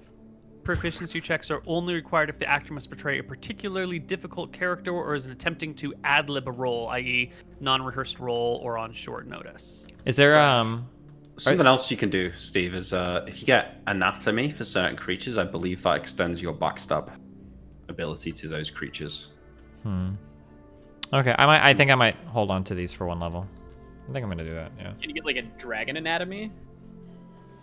I don't think there's sufficient knowledge on hand to get that proficiency. But if we killed a dragon and we brought it back home, and they researched Yeah, it. if you slayed a dragon and you spent some time digging around in its body and sorting out its organs and whatnot, dragon anatomy could easily be a thing. Okay. Be quite cool. Okay, I guess we're saving it for now. Okay. Yeah. And I mean, I guess I'll go visit the Nina's Cleric if you guys don't want to have anything else. Yeah, well, the next, so we have to cut today's episode a little bit short because I've got a podcast thing I'm doing after. You can talk to the cleric. Nick, what did you say you needed to do? Just gonna scry on some stuff. Scry on some stuff, and then we need to have a discussion about where we're going next. That's going to be really important. Yeah. I'll be quick. Well, we'll do that. We'll go and speak to Cartos and decide then, yeah. Okay. We haven't RP'd it much, but I'm very, very, very, very, very, very, very upset that we just left a whole bunch of sailors to die. Okay. Just I letting am you know. too. Okay? Heads Not up. we. I was asleep. Let you Don't know. blame Giving me. you a heads up, okay? This is not in showing with the McGarry household rebuilding its name, okay? Yeah. Okay, when we go see Claritas, I'm sure we'll have to wait. So during that time, I will go and speak with the Nadina's Cleric real quick. Okay. Which cleric of Nadinus do you wish to speak with? The mother inside the castle.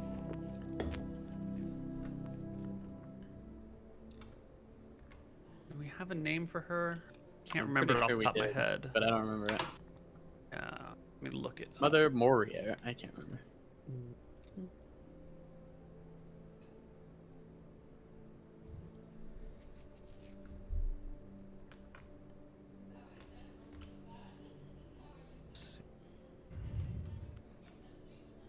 Mother Lorraine, the high cleric in town. Yep. You go see her. Yeah. All right. You can go find Mother Lorraine and speak to her in the castle.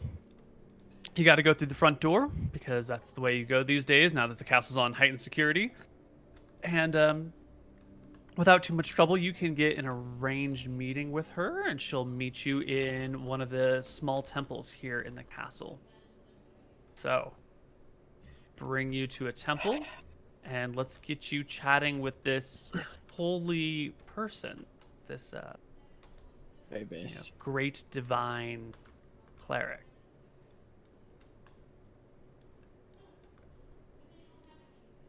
Okay. What do you want to say?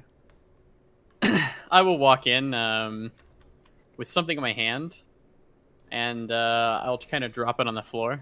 It'll be Nadinus's amulet, the one from the temple that the fish people were wearing.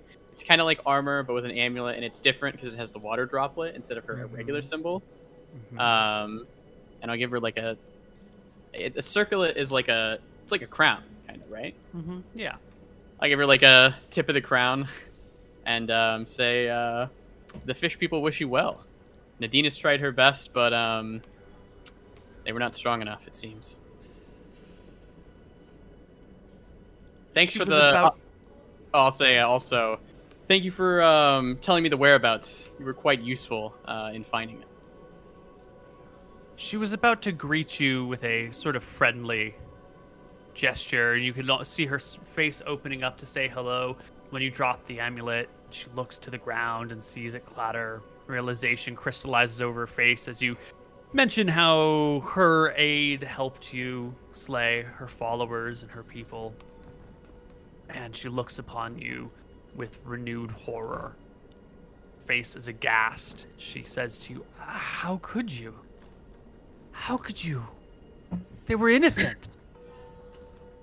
People who are standing in our way and won't help us are as evil as anyone could be.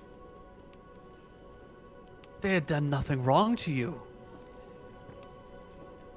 They Why didn't would help you me. do this?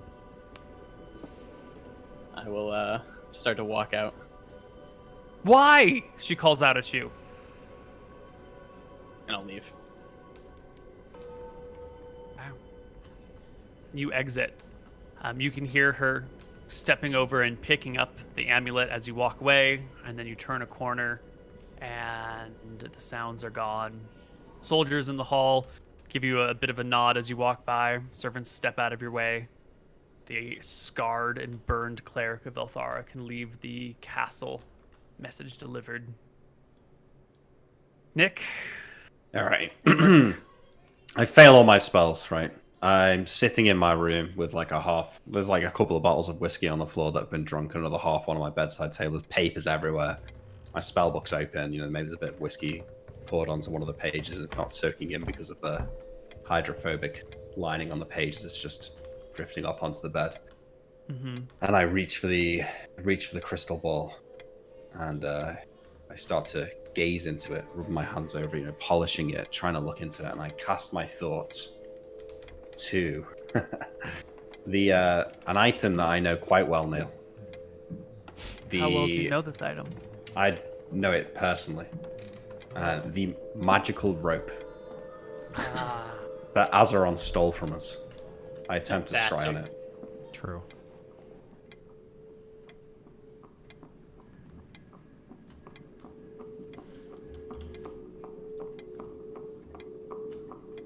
The magic rope. You do know this one quite well.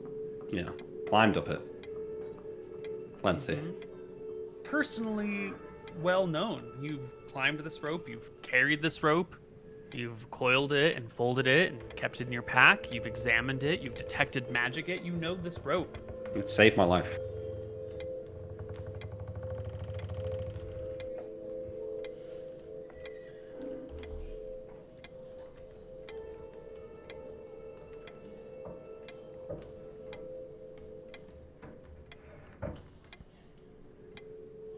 Okay. You see the rope. Well, I roll first. I got 30. It's So. a 100% chance, though. Oh, great. Well, he could roll a nat 1 and maybe explode the crystal ball and kill everybody in the maybe. capital, maybe, Possible. I mean, maybe It's one. happened. It's happened.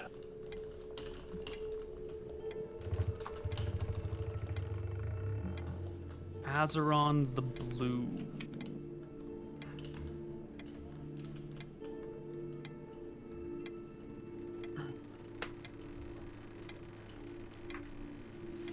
Do some calculations over here.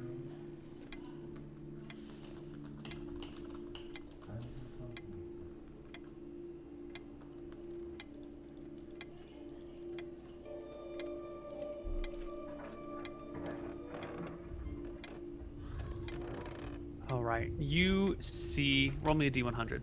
You I got 30. see the rope. Roll me a second D100, please. 12. It is neatly coiled at the base of a treasure hoard. You see gold, silver coins scattered around, kind of laid out in a big semicircular pattern. And as you gaze on the crystal ball, coming into view is the head of Azeron the Blue, massive in size, big sharp teeth, and its eyes transfixed on you. It sees through your scrying attempt. It recognizes that you are viewing upon it. It doesn't know it's me. You are in particular, or maybe it does. It is a dragon after all. It's probably 500 years old. It has magic. It comes from another plane of existence. It is definitely a greater life form in a great many ways. And the way that it stares at the spot where your crystal ball would be, positioned, makes you know for certain it is aware of your scrying attempt, and it's gazing back at you.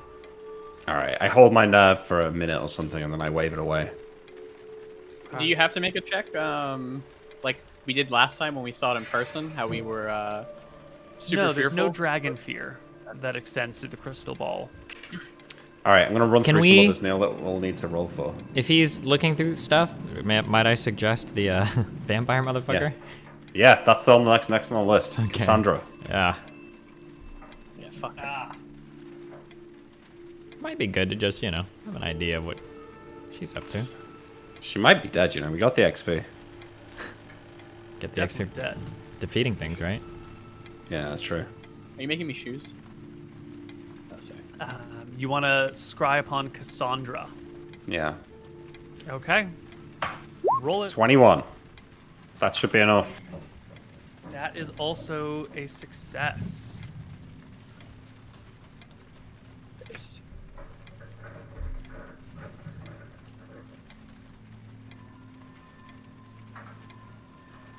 Wait, based on what?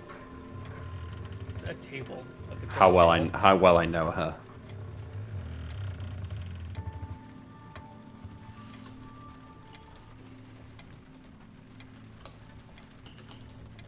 Okay, and roll me another D100.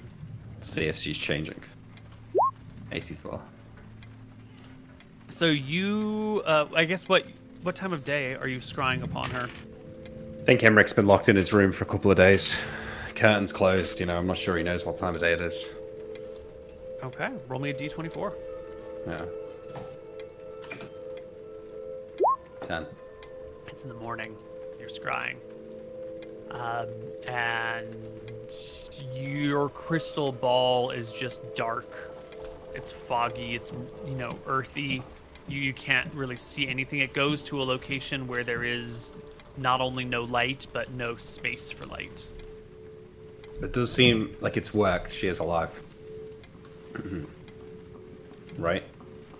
When it fails, it doesn't do this. It just doesn't show anything. Okay.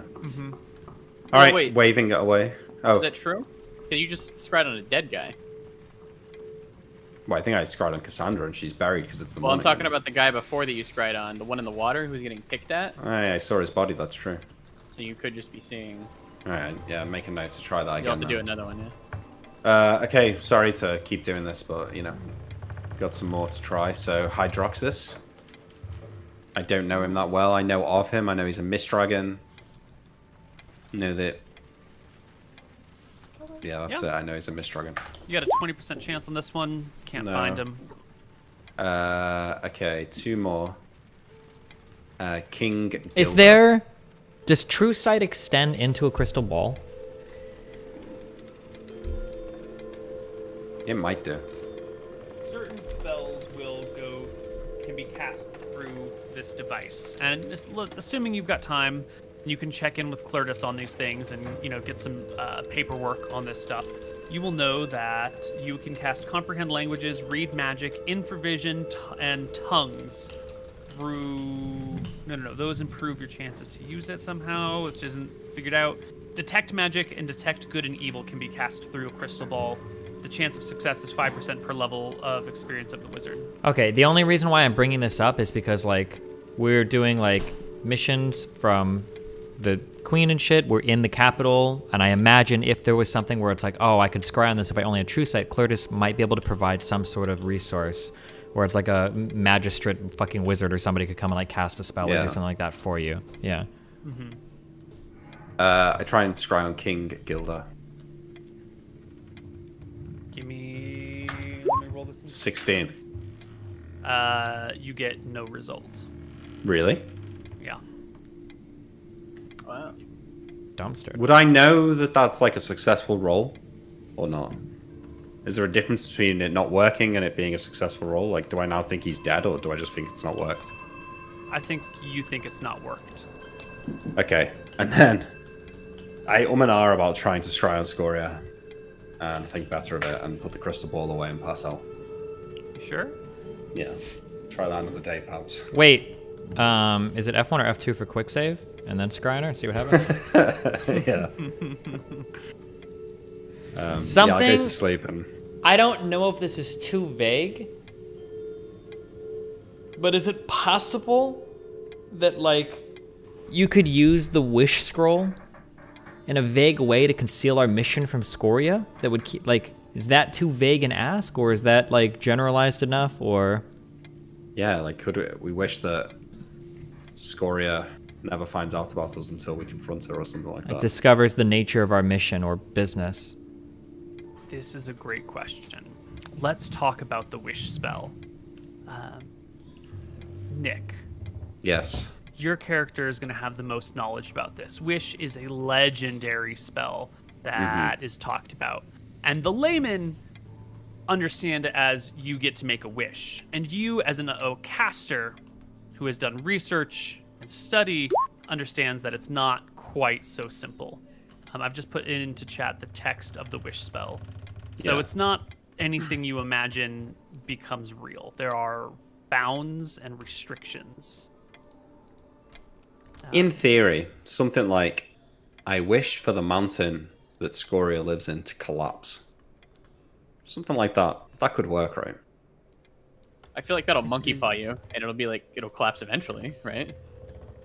If it is used to alter reality with respect to damage sustained by a party, to bring a dead creature back to life, or to escape from a difficult situation by lifting the caster and his party from one place to another, it will not cause the wizard any disability. Other forms of wishes can cause the spellcaster to weaken, require 2d4 days of bed rest due to the stress the wish placed upon the body, the space, the time.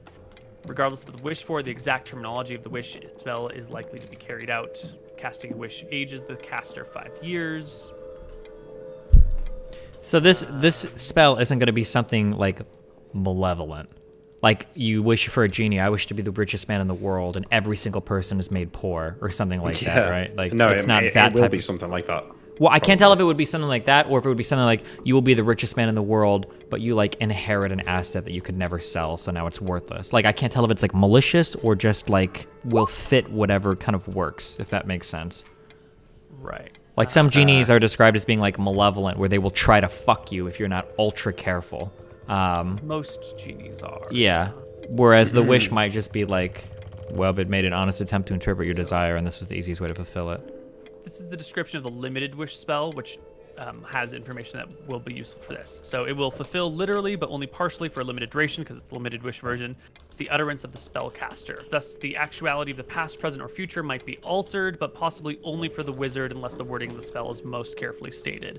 In some limited manner, right, the use of limited wish spell will not substantially change major realities, nor will it bring wealth or experience merely by asking.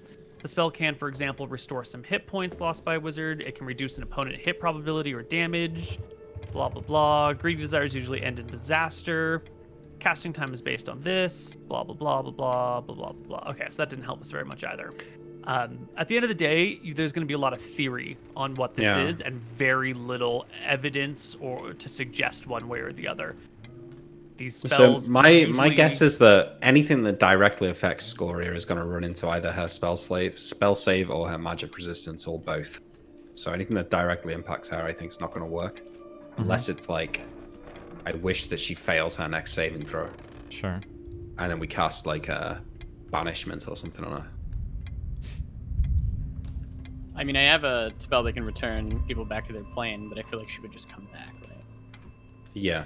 Yeah, Dispel Evil, that could work. She gets a save, but she could come back. But I think Banishment stops her coming back, and then there's some other high-level spells that... Like, there's a really cool spell where you make a gem. You have to find out its true name. So we'd have to find Scoria's, like, draconic name or something. Like, you inscribe it on the gem, and you cast a bunch of high-level magic on it. And then if you can trick her to, like, pick up the gem and look at it, it, like, traps her inside it without a save. Jesus. Is this like a fucking level 18 spell or some shit? That's like a level 9 spell, and you've got to be able to cast some level 8 spells on the gem to be able to get it to work. But like outside of just fighting her, there is some options like that could potentially work. But yeah. But I don't think we're there yet with the wish spell, right? Okay. I don't know if we thought that this was a good use of the wish spell, then this is something that we ought to cast sooner rather than later. But if we don't feel that this is a good use of the wish spell, then we just carry on. Yeah.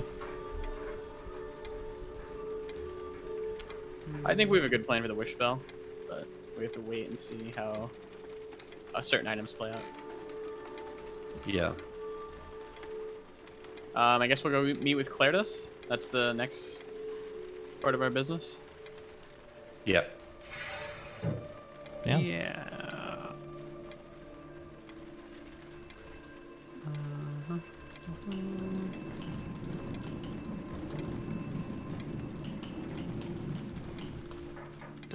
Just scanning my DMG for more information that I might want to give you or not.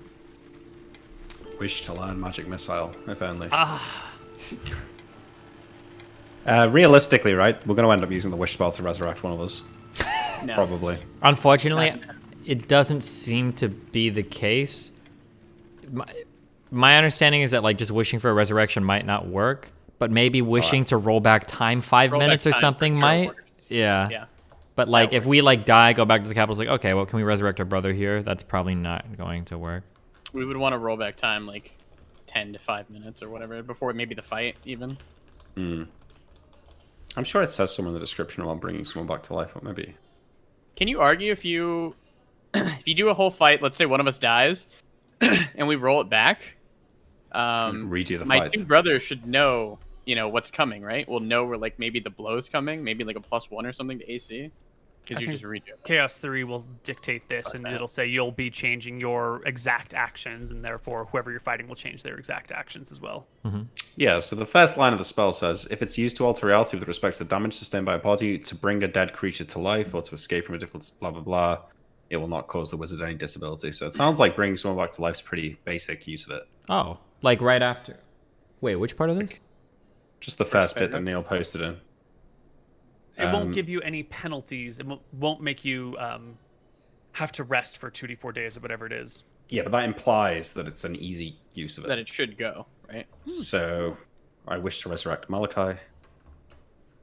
And yeah. That'll be that. I'll just swap characters. Carry on as level 9. Now, there's definitely no note of the length of the wish, but clearly you can't make a run-on sentence that is 1,000 pages long. Correct. So there is a non-mechanized limit on how much you can say. So your Yeah, wish not must even like a be- paragraph. It just needs to be, Isn't like, a Neal? few They're sentences. also sorry, Lucas. You're good. Isn't there also the problem of the fact that you need to be a level 17 caster to cast this? So there's probably like a 80% chance that casting will fail. Well, if we had some fucking glasses. I know. Yeah, so we need to ask Cletus about that. You're right. You are reading a scroll that is higher level than you, so there is a pretty decent chance of spell failure. Yeah. Now, my initial research of the glasses leads me to believe that maybe it bypasses that one condition, but it's a shame we haven't got them. So when got a you lot. cast the spell to find it, what is the implication here? That it's like you're either incorrect in what it is? No, there's a chance. The better you know it, the higher the chance. But Neal's basically saying, I've cast it enough times that I should have passed by now. Yeah, but so my question is like, does this item not exist or was destroyed? Is that our assumption right now, or? Yeah, I think so. Or because I'm basing the scrying only on a perceived description of it. So if the description is wrong, then perhaps I'm looking for something that doesn't exist, You're a level 6 caster, Nick? Yes. Right, so at this point in time, you have a 60% chance to fail casting this wish spell. It's a 5% per difference in level needed. So if I was the level longer you 9, hold it on would to still be a 45% chance of failure. Yes. And then I can give you I think with like Call Upon Faith or something, I think give you 10%. There you go. It's pretty good. Yeah, that's pretty good. Slightly higher than my spell learning ability, so, maybe there's a chance. Very powerful tool. Let's go talk to Cletus. All right.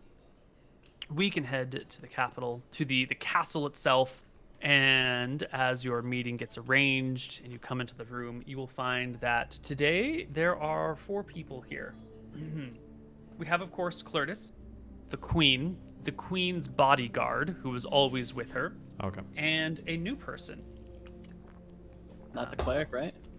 not the cleric. What do they look like? Wait. I can state this at the beginning of every day if you need me to, but in general, as a rule of thumb, as I wander the city, I always have my hat of disguise on, and at the beginning of every day, I'm always carrying a nondescript arming sword. Okay. Okay. Based. Wait, based on what? Oh yeah, I can also give you choose future for roll advantage, Nick. Does that let me re-roll? Yeah. Yeah, gives you advantage, yeah. Should be. So that's a pretty good chance then, with advantage and a 65% chance. You will see the silver maple leaf on her pauldron that signifies a colonel in the Dracissian army. Her name is Colonel Petraeus, and she is introduced to you as an intelligence officer within the Dracissian army who serves the queen. As everyone gets brought in and gets seated, Clertus stands in the back, farther away from everything else, and the queen opens up with a... Nephews, how has your journey been? It's been quite the harrowing journey. We've explored many a place, and we have met many a people. With my new great insight, can I get a read? Are they nervous? Are they... You can see that Clertus is... Oh, he's always nervous. You can see his agitation of this situation. It's sort of like fear mixed with excitement because you brought back knowledge, but, there's so much going on. You can see on the colonel's face sort of like a... How would you call it?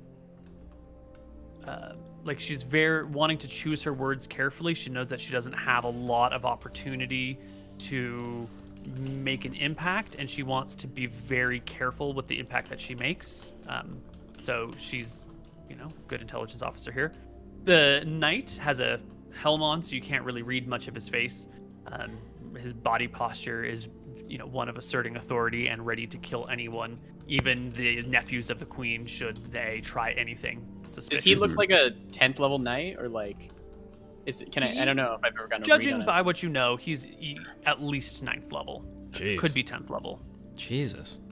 Yeah. That's like legendary fucking... That guy should go kill Scoria. Okay, yeah. Yeah, we should bring him with us. It'll probably help a lot. And the queen is pleased to see you. And she is poised. She's got something in the chamber. Like, she's not coming to this meeting just to hear what's going on. She's got something that she wants to get to at some point. Good shit. So she asks about her adventures. They go well.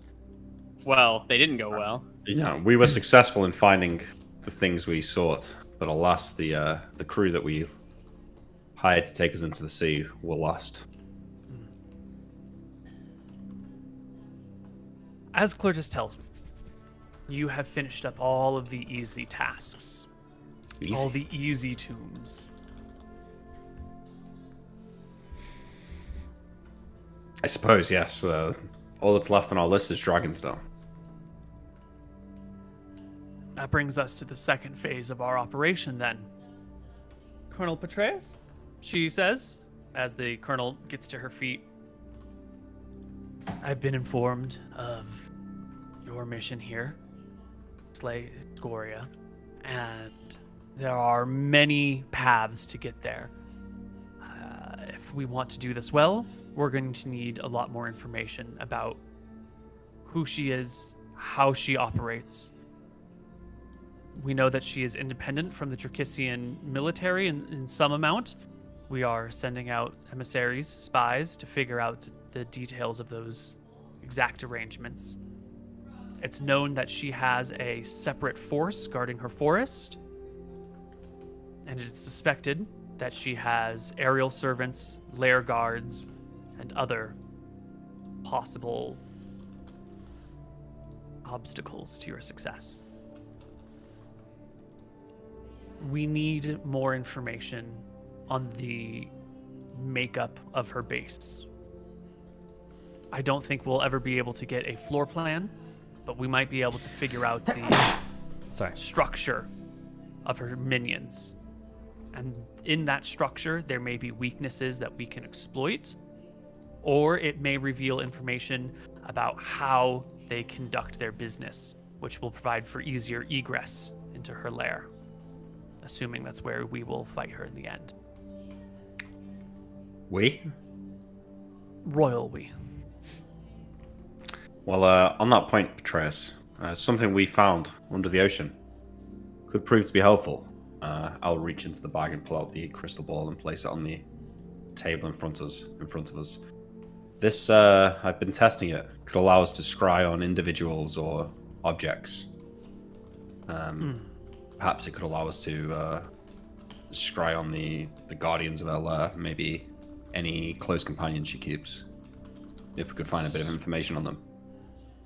Certainly a key to the puzzle. But more importantly, we need a lot of ground information. And it is to that end that I am hoping you will understand that we might need your Hat of Disguise and Amulet of ESP.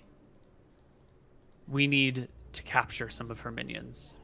We need to put someone behind enemy lines, figure out their positions, and as much possible information as we can get on who they are, how they function, what their structure is. We know that Scoria has a wizard who works with her, and we know that she has monsters that work for her. This information we might be able to get through scrying, but I think a man on the ground, amulet in hand to read thoughts, and a Hat of Disguise to keep themselves hidden is the way to go. One person can move quietly, a trained spy can avoid detection, and these items would help them get information without exposing themselves.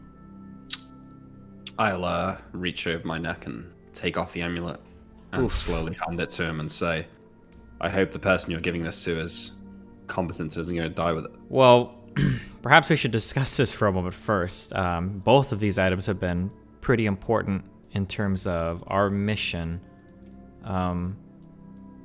If we send these beyond enemy lines and we lose them, we're never getting these items again, I imagine. We would need something in return to hold on to. Well, it's not even so much that. It's that these items are relatively unique, and both of them are, like, pretty important. Like, just trading these in for, like, a +3 sword, I don't know if we would do it. Like, I don't think we should be talking about trading them. It's about this being the best use for them. yeah, that's what I mean, yeah. Like, that's why I'm saying, like, just getting, like, rent. It's not about compensation or whatever. It's that, like, we actively use all of these. I mean, getting something anyways would be, like, a bonus, right? I'm sure they have something in the storage, in, like, the treasure hold that we can hold on to. Well, no, because I would imagine if they have anything that can make our mission easier, they would just give it to us, because we're all on the same. Yeah. We're not like, this isn't like bartering for merchants. We're like all on the same team here. I would hope that if they had something that would help our mission, they would just hand it over. I pull out a notebook and open it on the table and say, Tyrael, look, and I go through like all the lists. There's like Vladimor's tomb crossed off, there's Babylon's temple crossed off, and all that's left is like the demons and like 6 dragons. Mm-hmm. I say, I'm not sure a Hat of Disguise or an Amulet of ESP is going to be much use for us with what we're facing. Yeah, that's true too. If we don't have any more sneaking or any more NPCs to interact with, if it's literally just slaying dragons. Look to Cartos. Do you have more things for us to loot and search out, or are we now practicing our dragon slaying? Begins to babble a little bit. If there's something in particular you're looking for, if there's some piece of equipment that perhaps you might want, I might be able to find a location for it. But I didn't have anything of my own that I thought would be particularly useful at this moment. I already put forth all my best ideas. Mm-hmm. We need something to be able to ignore the dragon's fear. We were almost attacked by Azeron the Blue, and the fear gripped us tightly. And that's the last thing we need if we're going to fight a dragon up close with the intent of killing it. I'll speak up to the colonel. Well, if you're going to need these items, you're going to be taking someone out of the field. I'm not trying to barter for items here, but we're going to be going and dragon slaying. We may not need these anymore, but we may need, as my colleagues, as my brother said, something to deal with dragon fear or something like that. Is there anything you can think of that is in your command that we could take while you use those items for your mission? The colonel shakes her head softly, and Cartos speaks up, saying, dragon fear is one of these innate, really strong things that there are some spell effects that negate fear a little bit, but I don't even know if they would work on dragon fear. It's a completely different sort of thing. It's more of a fear is the wrong word here. It's more of an awe. Than it is a fear effect. It's and the queen kind of motions for Clertus to stop his babbling. He quiets down. Well, it's up to you two. It's your items. Perhaps a potion or something, Clertus? Anyway, Weapon also, well, we can get, I presume when the time comes, I say looking across the collected people, we'll be able to find a mage to create protection scrolls for us if I'm not able myself. Protection from breath weapon. I mean, we're going to need those now if we're going to start going and slaying dragons. Protection from fire. Yeah, protection from mist or electricity would be the first ones, I think. Yeah, on that, Clertus. Maybe once we're finished here, but I need to speak to you about Hydroxus. Also, yeah, Clertus, anything that could help me boost my, I lower my voice, my intellect would still be I snicker. most appreciative. I'd be most appreciative. Fortunately, those items rarely fall into decay or states of availability. Many people are minded, such as you, and they get picked up quite fast. The only reports I've had on such things have very clearly already been snagged by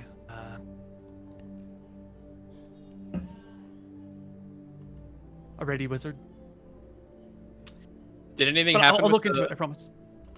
Clertus, did anything happen with the potion that we gave you? We gave you the potion of dragon control. Any headway? No, not yet. I shake my head. Unfortunately, resources are pulled thin, and this has not been. There's a lot. It's a difficult task. Is anybody doing any work here besides us? Yes. Yeah, Clertus begins to babble again, and the queen shushes him. We can have these discussions later, Clertus. Was Are there you- something else that... Tyrael, are you willing to give up your head of disguise? It's mainly up to you. Up to me. I mean, we'll do anything we need in service of the crown. I just want to ensure that these items aren't being wasted, that whoever's taking these items is using them with the utmost responsibility. And then also, losing some of these complicates our matters on the ground a bit, but of course, in service of the defeat of Scoria, there's nothing that we can't work around. I'll remove my hat and I'll set it on the table. Look Colonel at Anton and Petraeus. say, Anton, it's not all about our own power. We have to do what's best for the mission. We've already lost many men. Are all of our... Wait, you weren't exaggerating, right? All of the rest of our stuff is dragon related? Mostly dragons. I think 100%. There's the demon, the statue of the wizard that was, held by the demons, but that's probably harder than the dragons. Yeah, it's all dragons now. Plus anything that we can cobble together ourselves. I mean, potentially some ideas that we could come up with. Who is this? I'm 99% sure this is going to be sent with some no-name fucking shitter that's just going to run and die immediately. So I'm just... Well, yeah, can we meet the person? I mean, I'll ask. Or actually, Petraeus what... will speak up on this matter. She was waiting for an opening. We have many missions behind enemy lines. Some are single individuals gathering information. Some are in position waiting for specific keys to happen, at which they will execute their plan or return with what we need to know. Some are out there committing acts of terror and acts of sabotage. We have many spies. These will be put in the hands of our most careful, most slow-moving spy who is best positioned. It'll be the long game here. Not trying to get anything fast, not trying to rush out with information tomorrow. I expect not to hear from them for many months. But when we do, I'm hoping we'll have a detailed account of their makeup and organization. His name's not Nevitz, is it? Sorry. He's a head shaking around. I trust you'll put them to good use, Petraeus. We will. I'll speak up. My queen, it looked like you had something you wanted to... I'll stop.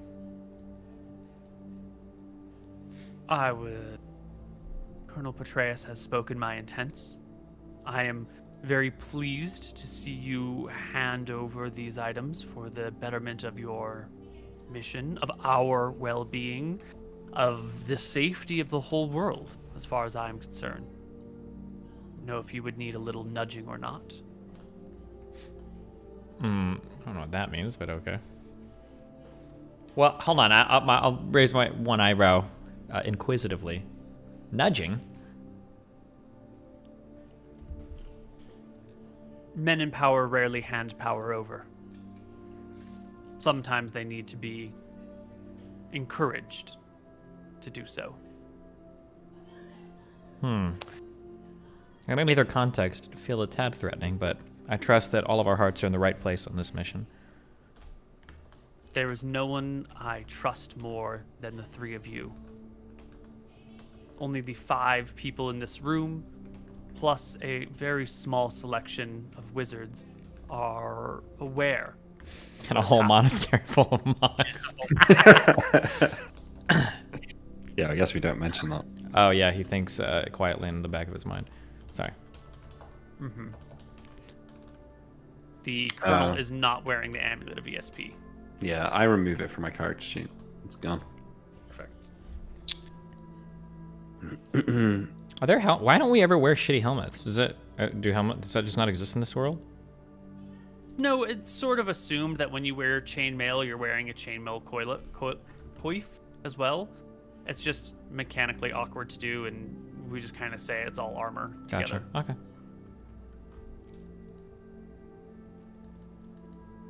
Well then, with these tasks taken out, done with, where will you go next? Asks your aunt, your royal aunt. Step on.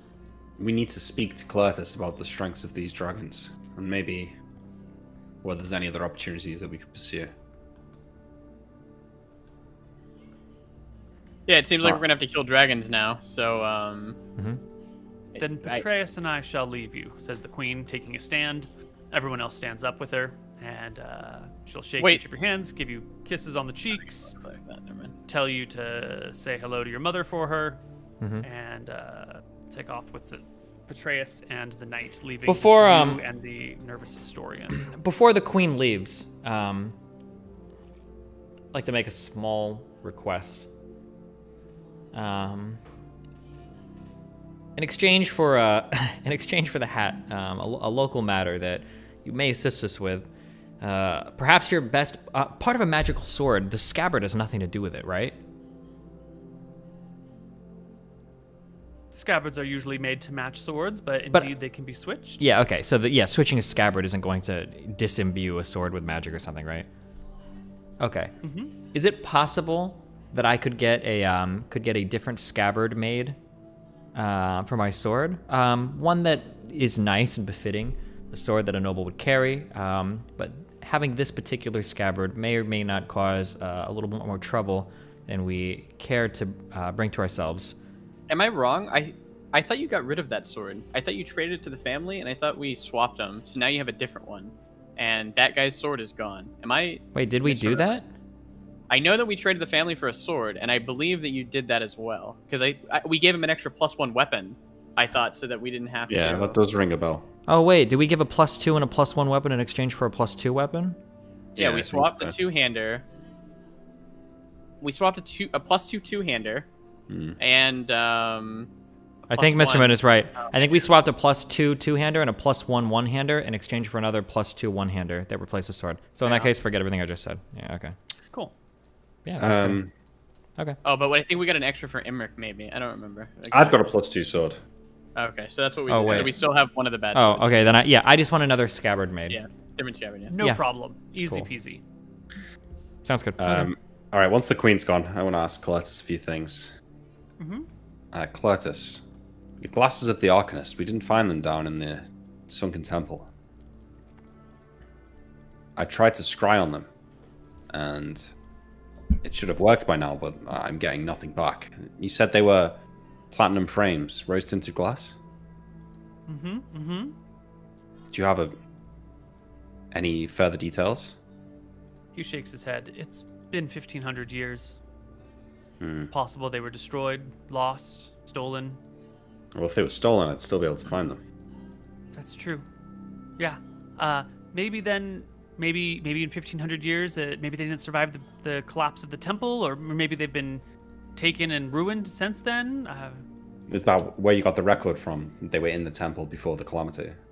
Yes. I'll ask Claritus. Well, sad about the glasses. What about these dragons, Claritus? We're gonna have to be hunting them down. Can you give us a list of who's the strongest or the weakest? And should we be bringing back anything for the wizards to use? I have a list I put together, actually. Should we bring a head of a dragon for morale? The scales, perhaps, could be used to make stronger armor. Well, the head for morale would only affect the people probably around it at that moment in time. The scales might improve one person's armor in particular. But in the greater war, the one stronger knight won't make a difference. One unit with a little more morale won't make a difference. My two brothers here in dragon scale armor could certainly be stronger. Could be the difference. That might work. Do you know Hydroxus, the myth dragon? Certainly be questions about making armor for the Megaries out of dragon scale during a time. I think it would raise the visibility of this mission quite a bit. And we'd have to go to the master craftsmen, the best craftsmen who are already being employed and used and by powerful people who would wonder then why their jobs were being pushed to the side. I'm not saying we can't do it. I'm just saying it would be. Are there any heightened visibility? Are there any master craftsmen who have given up the craft? Maybe they thought they were too old to continue. Maybe retired. That we could maybe bring back. Into service already. Wait, if we were to kill a dragon and safely retrieve its corpse, an entire dragon is only going to make one person's worth of armor? No. I think that they were saying like a handfuls of persons worth of armor, but they were saying like it wouldn't make a difference in the total war effort. Oh, okay, sorry. Hydroxus, do you know how old she is? How long she's been around? You said that she has a magical staff and something called arcane gloves. He comes to sit down on the couch, puts one of his many tomes on the table, and begins to flip through the pages. Hydroxus. She is an old dragon. Age class 8, I believe. What? Which would you say is the weakest? The one unknown? Abraxia.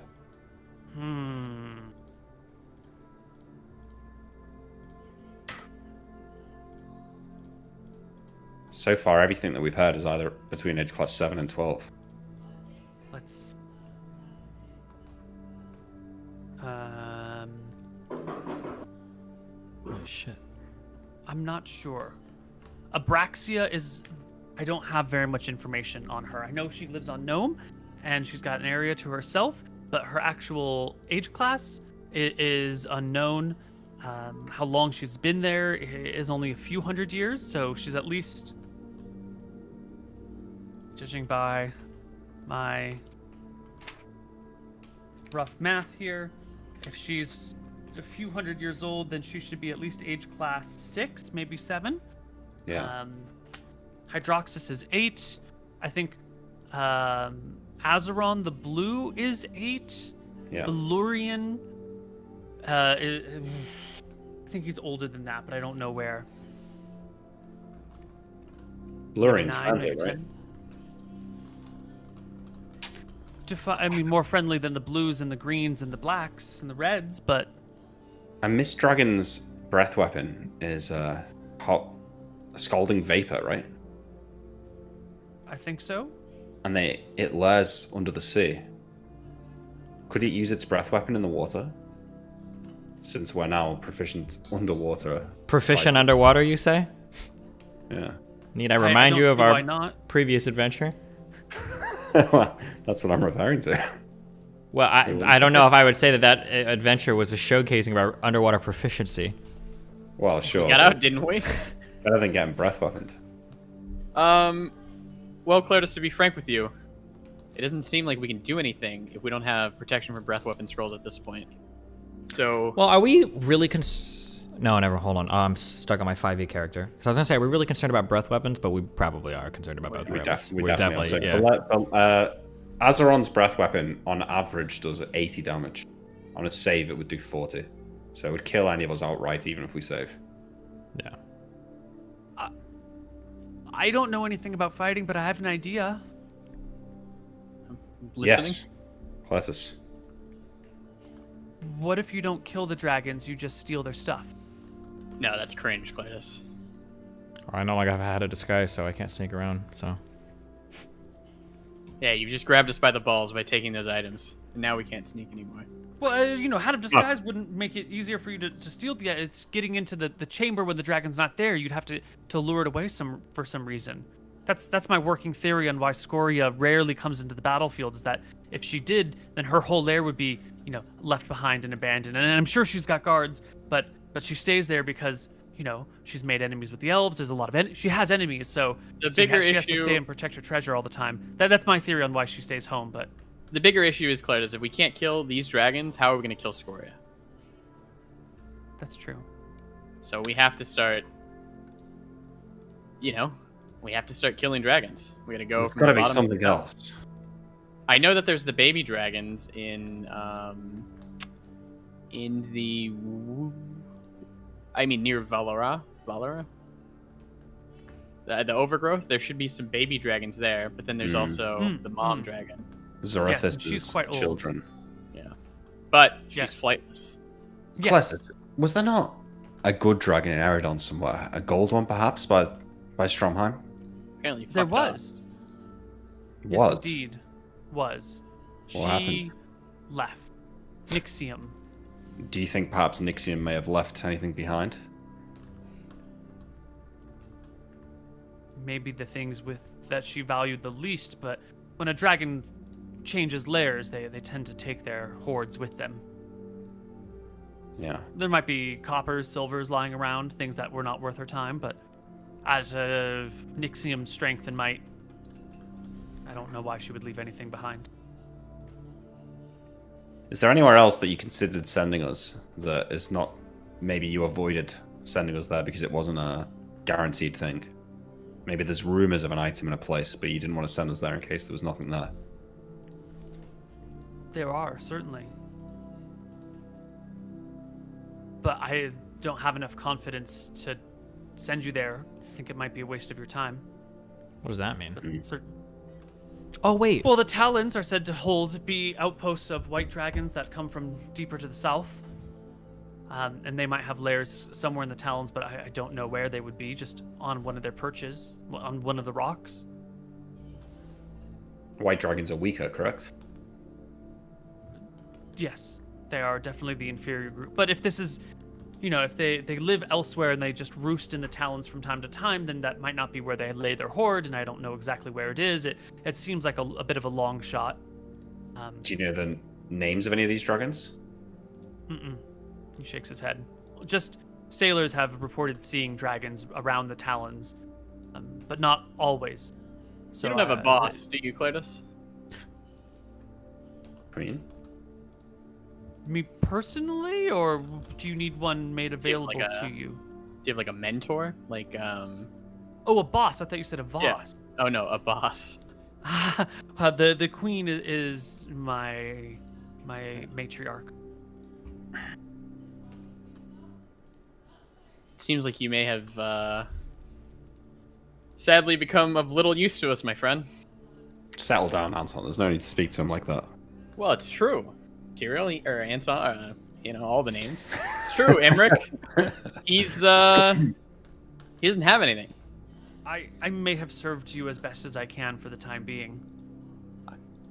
You've done a phenomenal job so far, Cletus. You have. I think my brother's had a voice inside his head a bit too long. It makes him a tad more nefarious than he otherwise would be.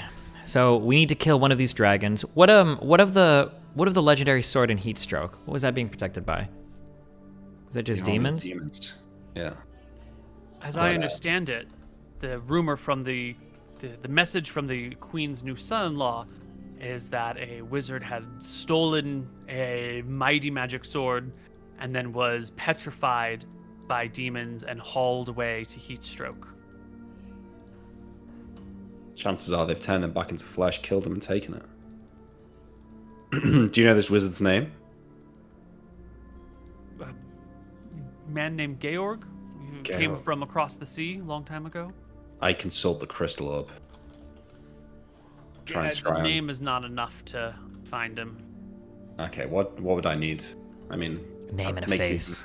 vaguely aware.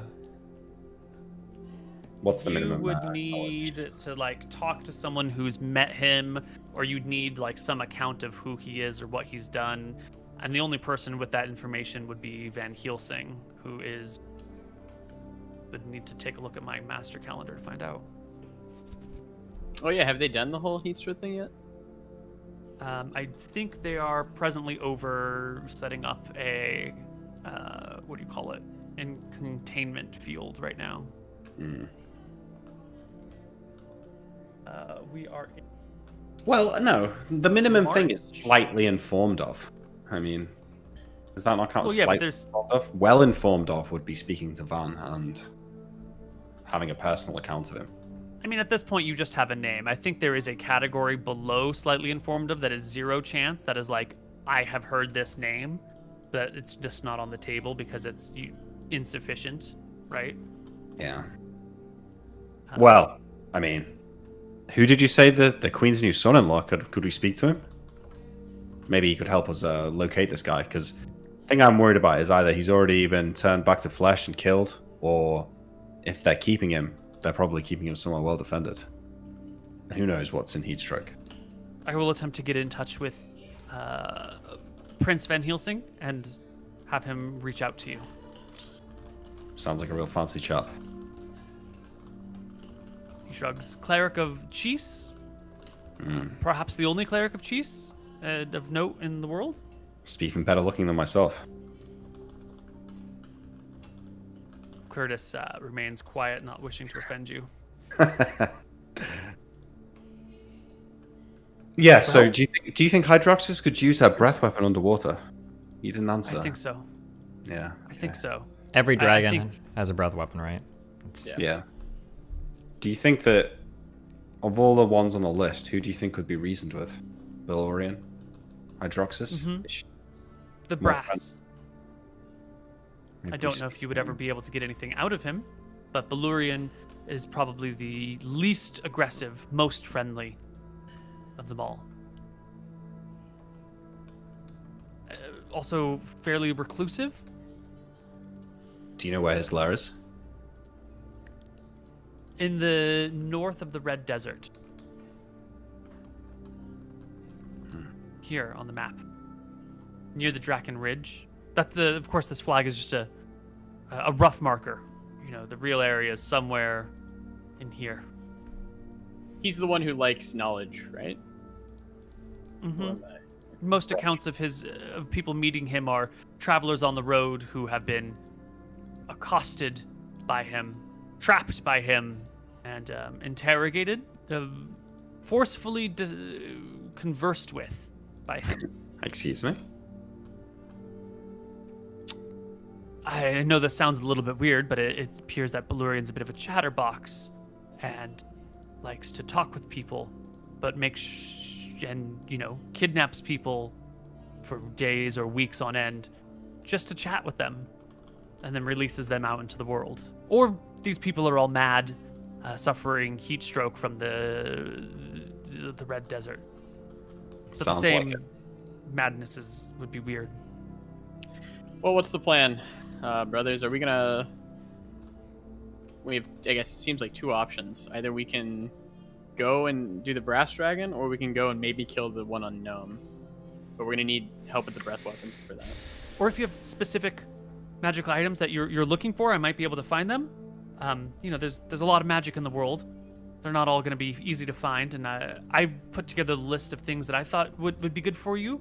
But if you have specific interests, I might be able to find spots Well, where they there- would be, or clues to where they Protection from might. breath weapon rings, or well, we any already have like items? the rings for fire protection, but I don't obviously have- that only.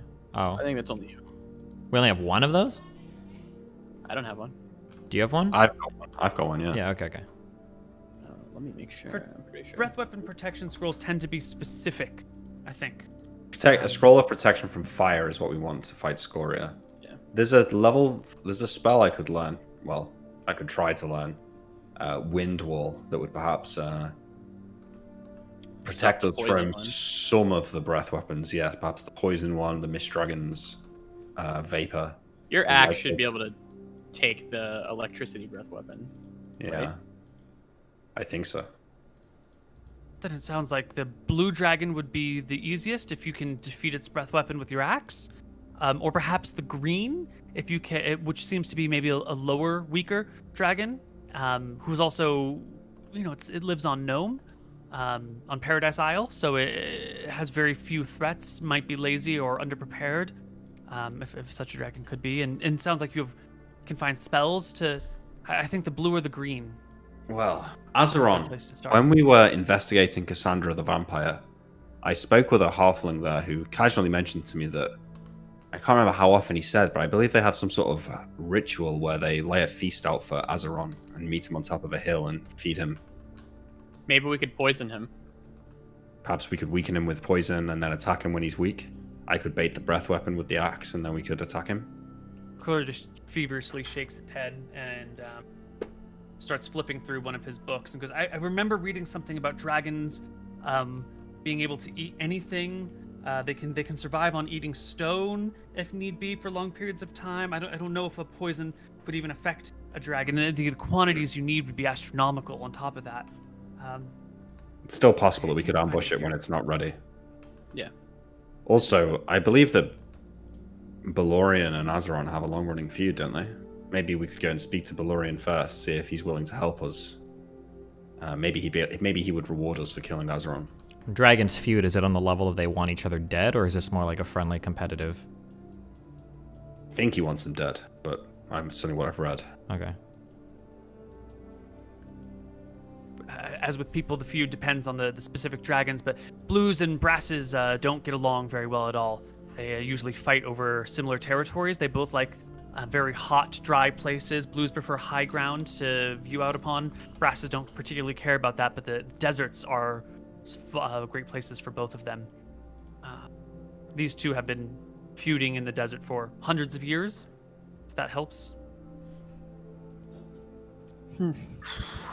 Okay, so out of character, right? Azeron, I think, has 18 hit die, which is an average of 81 health. Did they really only give 20k XP? I don't know about the XP, but they've got plus 20 to hit and 24 AC. Jesus. Okay, I don't know how we'd hit that then. So, yeah. And it's got 24 AC? Azeron. Azeron. Age class 8 blue. The plus 20 to hit is the bigger thing, because if he rolls like a 10, he's going to crit you. Yeah. Even with my 25 AC. Oh no, okay. He'd need a 15 to crit you. But if you rolled a 16, he'd triple. If you rolled an 18, he'd triple crit any of us. Yeah. And do like, I don't know, probably like 3d20 or something. None of these are great options. The breath weapon on the Mist Dragon is only 8d6 plus 7 for an average of 35. It's a bit more if it's age class 8, but the Mist Dragon's breath weapon is a lot less. I think we can negate this guy's breath weapon, though. Yeah. But can we do enough damage to it to kill it in the time that we buy with that? Right, I could cast haste on us. Would help. We don't really have... In 5e, we can do like the huge like single target nuke round with like the Acrid Surge and all that shit. I don't know what we have in terms of like big your single... Your nuke would be your backstab. Which is like a crit. Yeah. Is it really? I thought it was like a... It's like 3x damage, that's it. Yeah. Which is okay, but like... Well, yeah, you're not going to one-round it. That's what I mean. But if this fight goes like 4 or 5 rounds, if he recharges his breath weapon and shit, like how much... And it just flies. It flies away if we ambush it during the feast as well. The only way to stop it flying away is to fight it in its lair. Which means it knows we're coming. Oh, and actually, that's true too. I don't think I can backstab a dragon. Because it has to be like the way it's described as like a humanoid-esque creature. Because you know where to... You need that anatomy skill, right? Yeah, maybe, yeah. And you'd also need a weapon capable of reaching a vulnerable place on the dragon. So you'd have to be able to drive it like a long enough blade in the right spot A dagger probably would never be able to. But an backstab. arming sword? I imagine if wait. we could like find a way to like jump at it from above as a backstab, maybe. But We rob his hoard when he goes to the feast. oh, Yeah, I agree with that, but I think that we do need to, like, we gotta kill Oh. dragons, right? Sure, It's- but and that this might is be a the one. first step. Maybe, yeah. Get our fucking rope back. What is he gonna have that's gonna help us kill dragons, though? Like, I don't know. Is a dragon gonna have like +5 swords in their hoard? yeah. It Shit. still seems like we're like hopelessly outmatched, is like what he's saying, Yeah. which I agree. It's gonna have good stuff. Let's see, what did we write down? Ring of protection from fire and more. Lots of anti-fire stuff, apparently.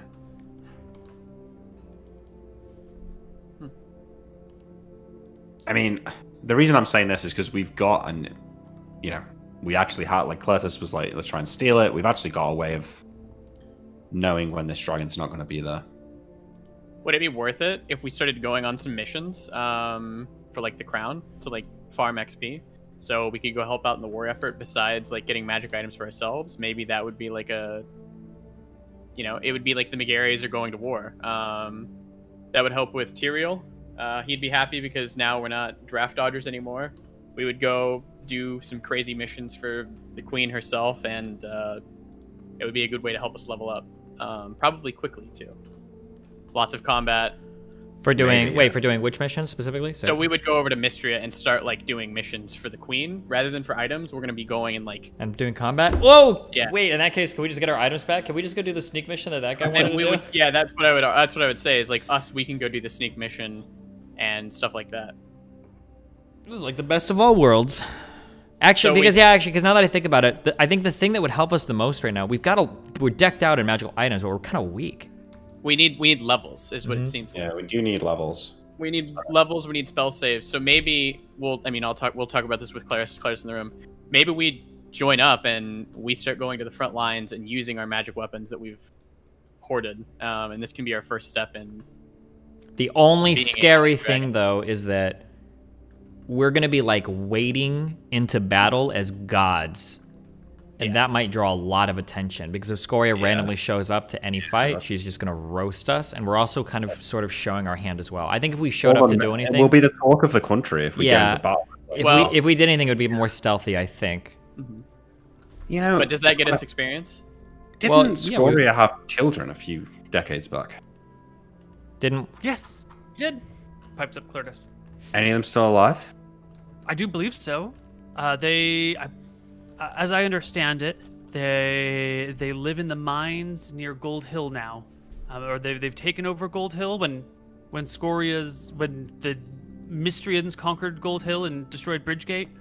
I believe there were sightings of young, juvenile. I don't know the age class at all. Red dragons entering Gold Hill.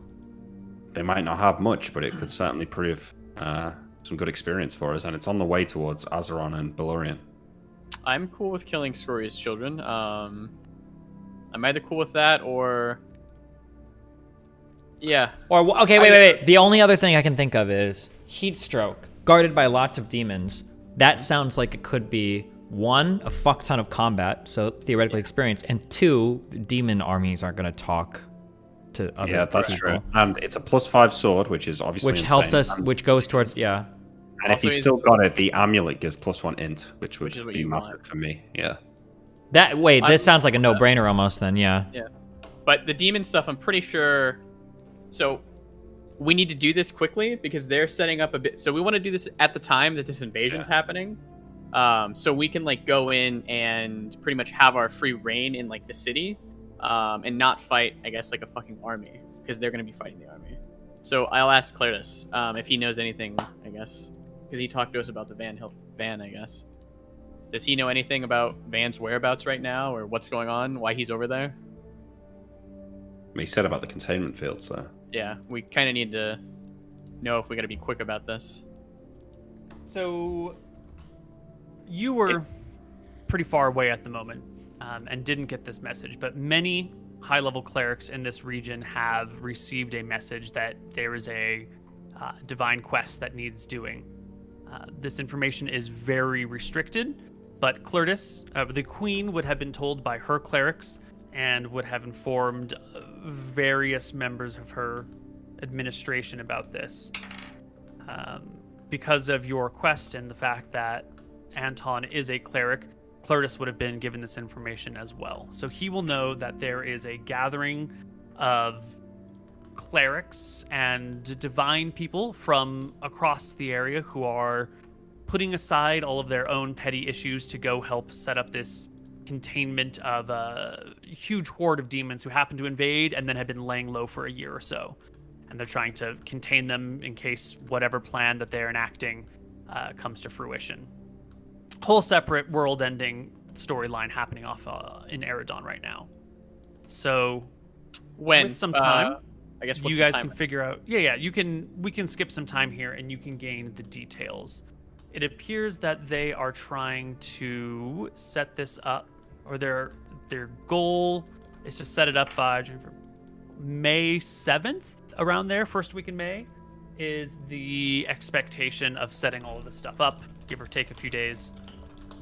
You guys are currently in March. By the time you're done with everything in the capital, it'll be like near the end of March. So it'll be a month and a half before this goes down, which gives you plenty of time to get to Eridon if you need. Is that enough time to slow teleport over there, Imric? I know that we have it's enough time to take a circle in Weatherlight. I mean, it's enough time to get a boat over there. I don't know about that. I don't think that our friends would let us use their teleportation, would they? I think you guys are slated to meet them on May 18th here in the capital, though. Well, we can skip it. I mean, if we can do it at the same time that Van attacks, then we've got a chance. But forewarning, there's shit in there that's save or die. If we come up against a beholder or one of the gatebreaker guys, they can turn us to stone or just death ray us. So a lot of things are save or die at this point, though. Yeah, it's serious shit. An 80 damage lightning bolt is save or die. But it might be from petrification. That helps that, right? Yes. Oh, talking about 80 damage lightning bolts. Okay, well, I guess we wouldn't know about that, but there's the butthole in the center that can cast chain lightning. Well, that's for you. Just block with your fucking axe. True. Right? Yeah, that's true. It might be safer doing that than fighting any of the dragons, to be fair. I think that's a good idea. The demons are pretty easy to kill. Well, the only thing we need to worry about is, do they have any dumb save or die shit? Can they okay. Because it might send all of that shit to fight the bigger threat, right? It might be that most of the terrible stuff is left alone. Mm-hmm. That's what we're hoping, yeah. All of their big shit is going to be going and fighting at the border to get out. Excellent. This has to be it, right? I can't think of anything else now. Yeah, okay. We've spent enough time on this. This seems to be the best direction you guys have, so I will prep for that stuff for next week. Unless in the intervening time you come up with some better idea. And why don't we call it here for the day? And when we come back next week, heat stroke, demons, separate world-ending storylines, +5 swords, artifacts of deities. Can we mages turn to stone. We change the timeline and save Malachi at all? Is that possible? Animes have done it before. I don't know why we couldn't. He didn't say no. All right. Where are the Nevitz crew and them at this point too? Yeah, we're gonna fucking save them too. That guy was like, wait, were we level 7 or 8? We were like level. Did we get to 9? Yeah. We were at least 7. We were 7. Dyson men are only 3 months into their journey. You guys are probably like level 4. Okay. So we have time to intersect with them later. Also, one of the true heroes coming from the island of Arcadia. Oh, God. Unfortunately, it seems like that is postponed indefinitely. The level 11 fucking people, those are the ones we need. The level 11 5e fighters, these are the guys with fucking the shit. One-shot Scoria. But, okay. I think as like a meta conversation about our campaign so far, I feel like we're pretty fucked right now in terms of fighting damage, or in terms of fighting dragons.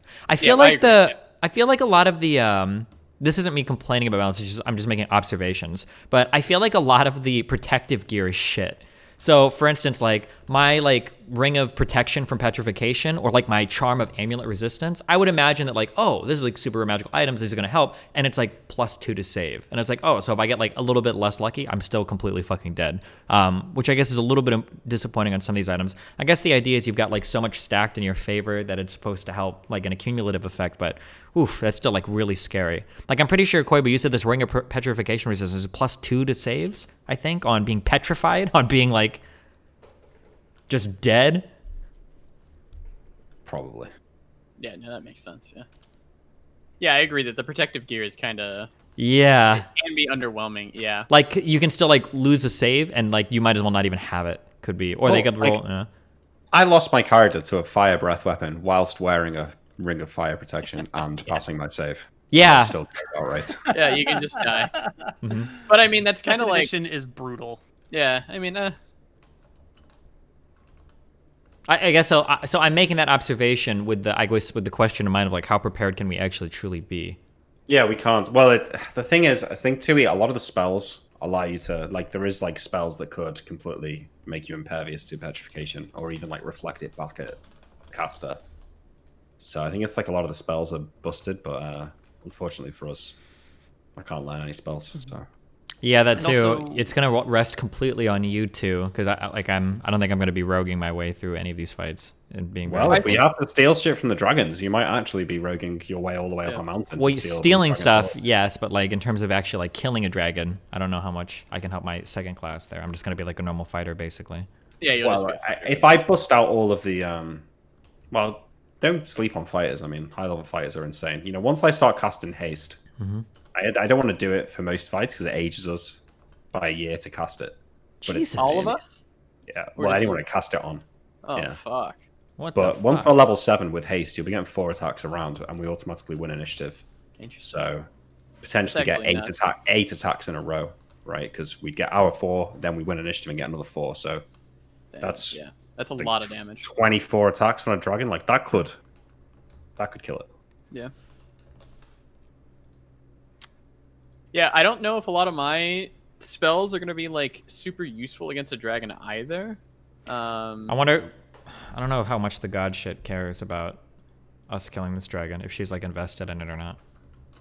I think I would assume that she's like invested in it, but I do feel like it's sometimes a little bit lame. I agree with you that it's a little bit lame to like ask like the god to like do a sect machina you and give you like fucking holy powers or whatever. Clearly, the gods don't want a Deus Ex. Like, if they wanted to, they could just like wink Scoria out of existence in theory. So they're playing their own sort of game mixed along with all of this other stuff. Yeah, they probably like watching their champions like, you know, go and fucking fight the dragon that they put on the earth for you. I don't know. Mm-hmm. Yeah. All right, Steve, you're gonna be late for your podcast. If we've got any questions or whatever, we should probably do them.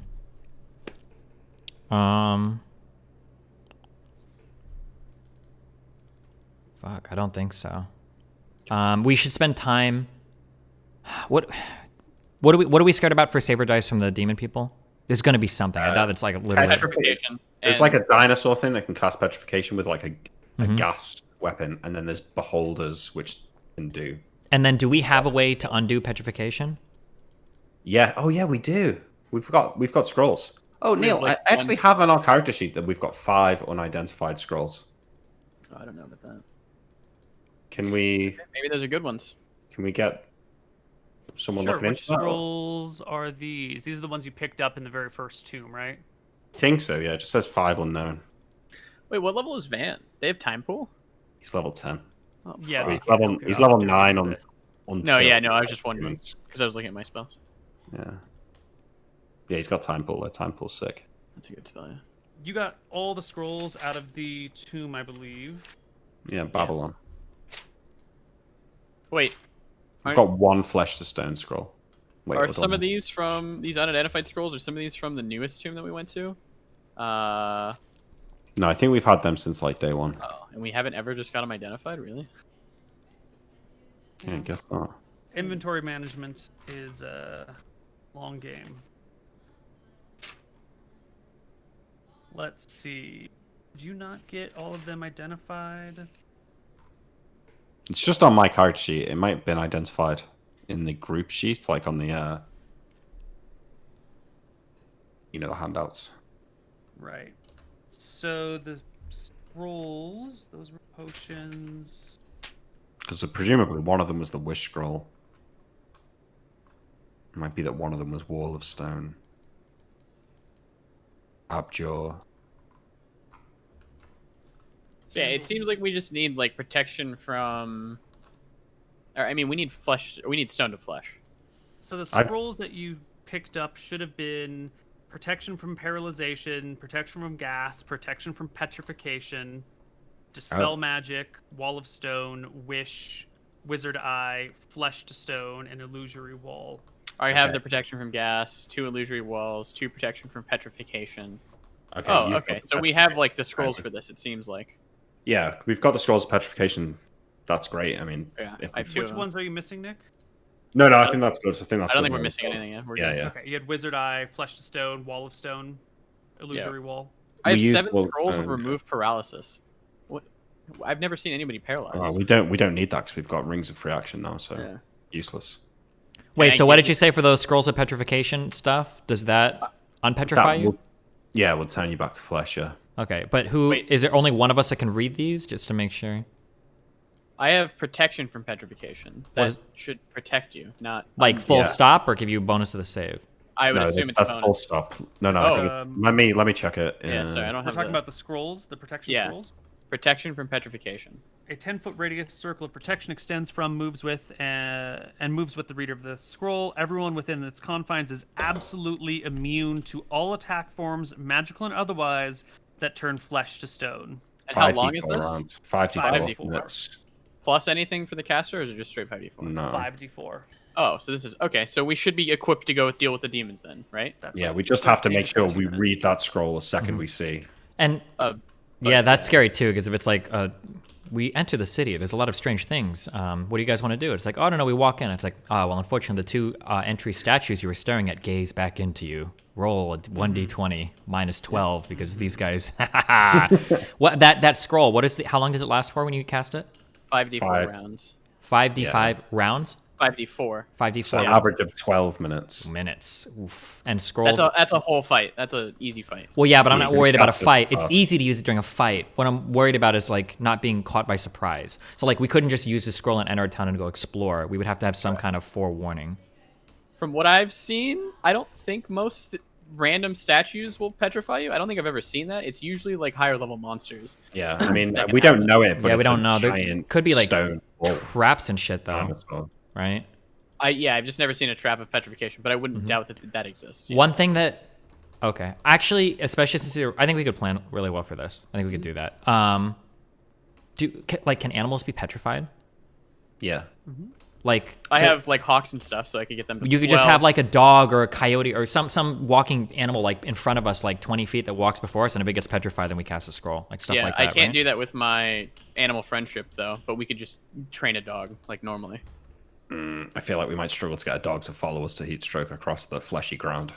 Listen, dogs are loyal motherfuckers, all right? If we tell them to do some shit, they'll fucking Why don't we talk about it next week before we play? Yeah, we can. I don't want to be through your ship. So. Okay, yeah. Think about it. We'll probably communicate to the room too, so we can be like super prepared for. Yeah.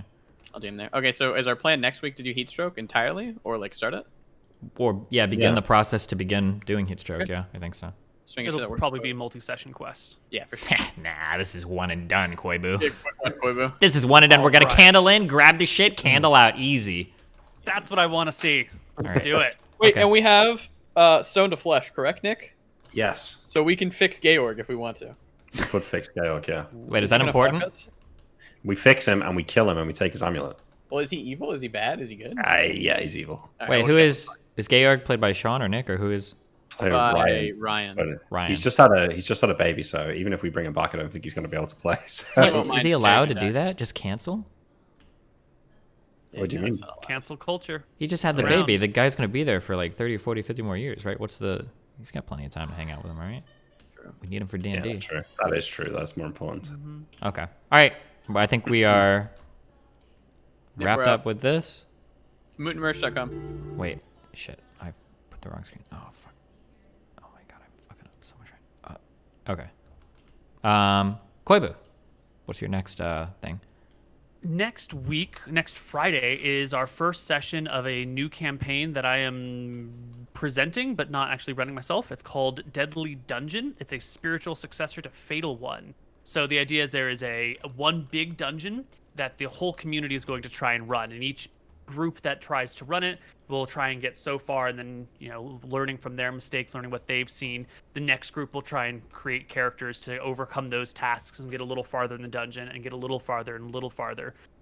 The details are being published on my Discord, but this is sort of a public event, and it's going to take people from our communities to come together and try and overcome these things. So if you think you have what it takes to optimize some characters for a 5e dungeon and to get in there and wreck some shit, Apollo Nick is going to be our DM for that. I'm going to be helping set everything up, and I think I might be running a couple of missions with some of my mods on that.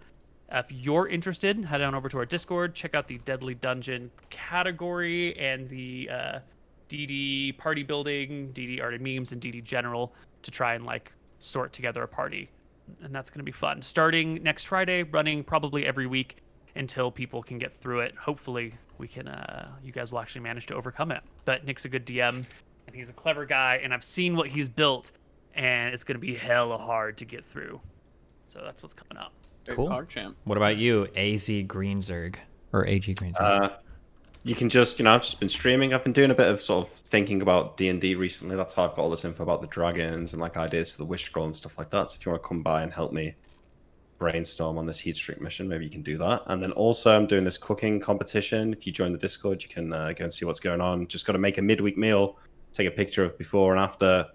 And yeah, if it's one of the best, I'll cook it on stream and maybe you can win something. That's till the end of the month, right? Yeah. Great, PogChamp. I may enter. I'm looking forward to it. I'll make yours even if it's not in the top 2, Lucas. Good. Yeah. All right, cool. Very cool. Lucas, MoutonMooch.com. What else? Yeah, MoutonMerch.com. 10% off with Mouton VIP. Thanks. Just buy my merch. That's all I want.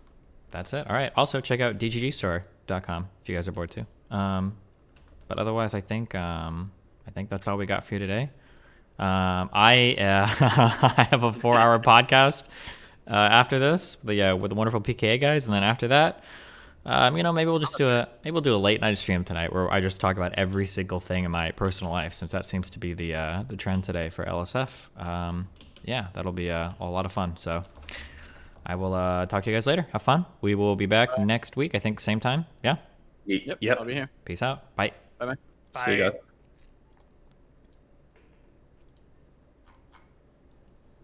All right. Yeah. Thanks for the game, guys. Yeah, thanks a lot.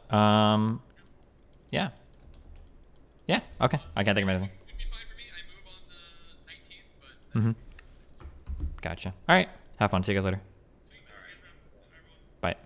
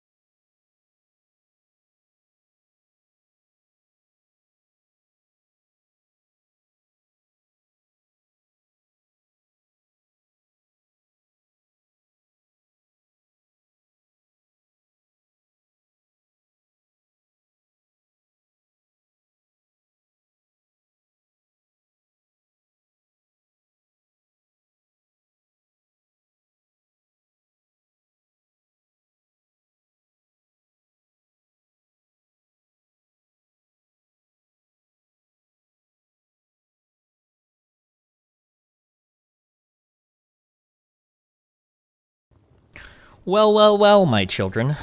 I'm not skipping PK for this. I'm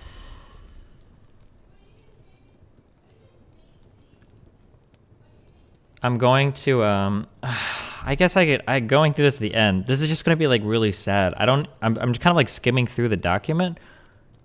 I don't really see like anything especially juicy here. I think it seems like this kind of relies on me being like some master manipulator guy, but I think that's like pretty easy to disprove. I'm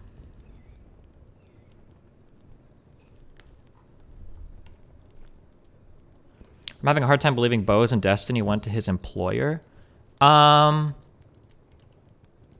of, yeah, but did he say who the employer? Now that sounds bad, but I don't. Did he say who the employer was? Because it actually makes a lot more sense when you get that piece of the puzzle.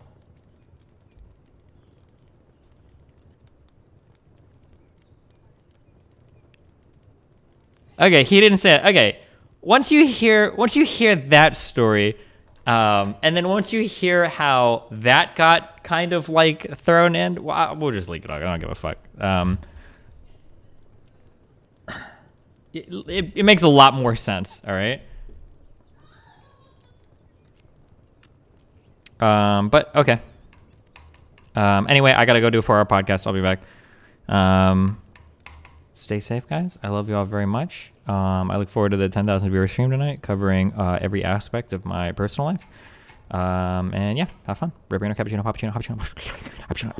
my duderinos. I am gonna say, I am feeling a little bit cucky though. I don't know if I'm gonna ever drop the big nuke. I shouldn't have threatened it, because honestly, I just kind of feel bad, because it's just something like really fucked up that he did in his personal life to a friend a long time ago, and I don't know if that's relevant. I don't know if that other friend actually knows about it though. But it would literally be, if I was dropping that, it would just be to be like a vindictive piece of shit. Yeah, I don't know. I just feel bad doing it, but we'll figure it out. I don't even know if Bob knows that I know this actually, but who knows? We'll see. Rip one.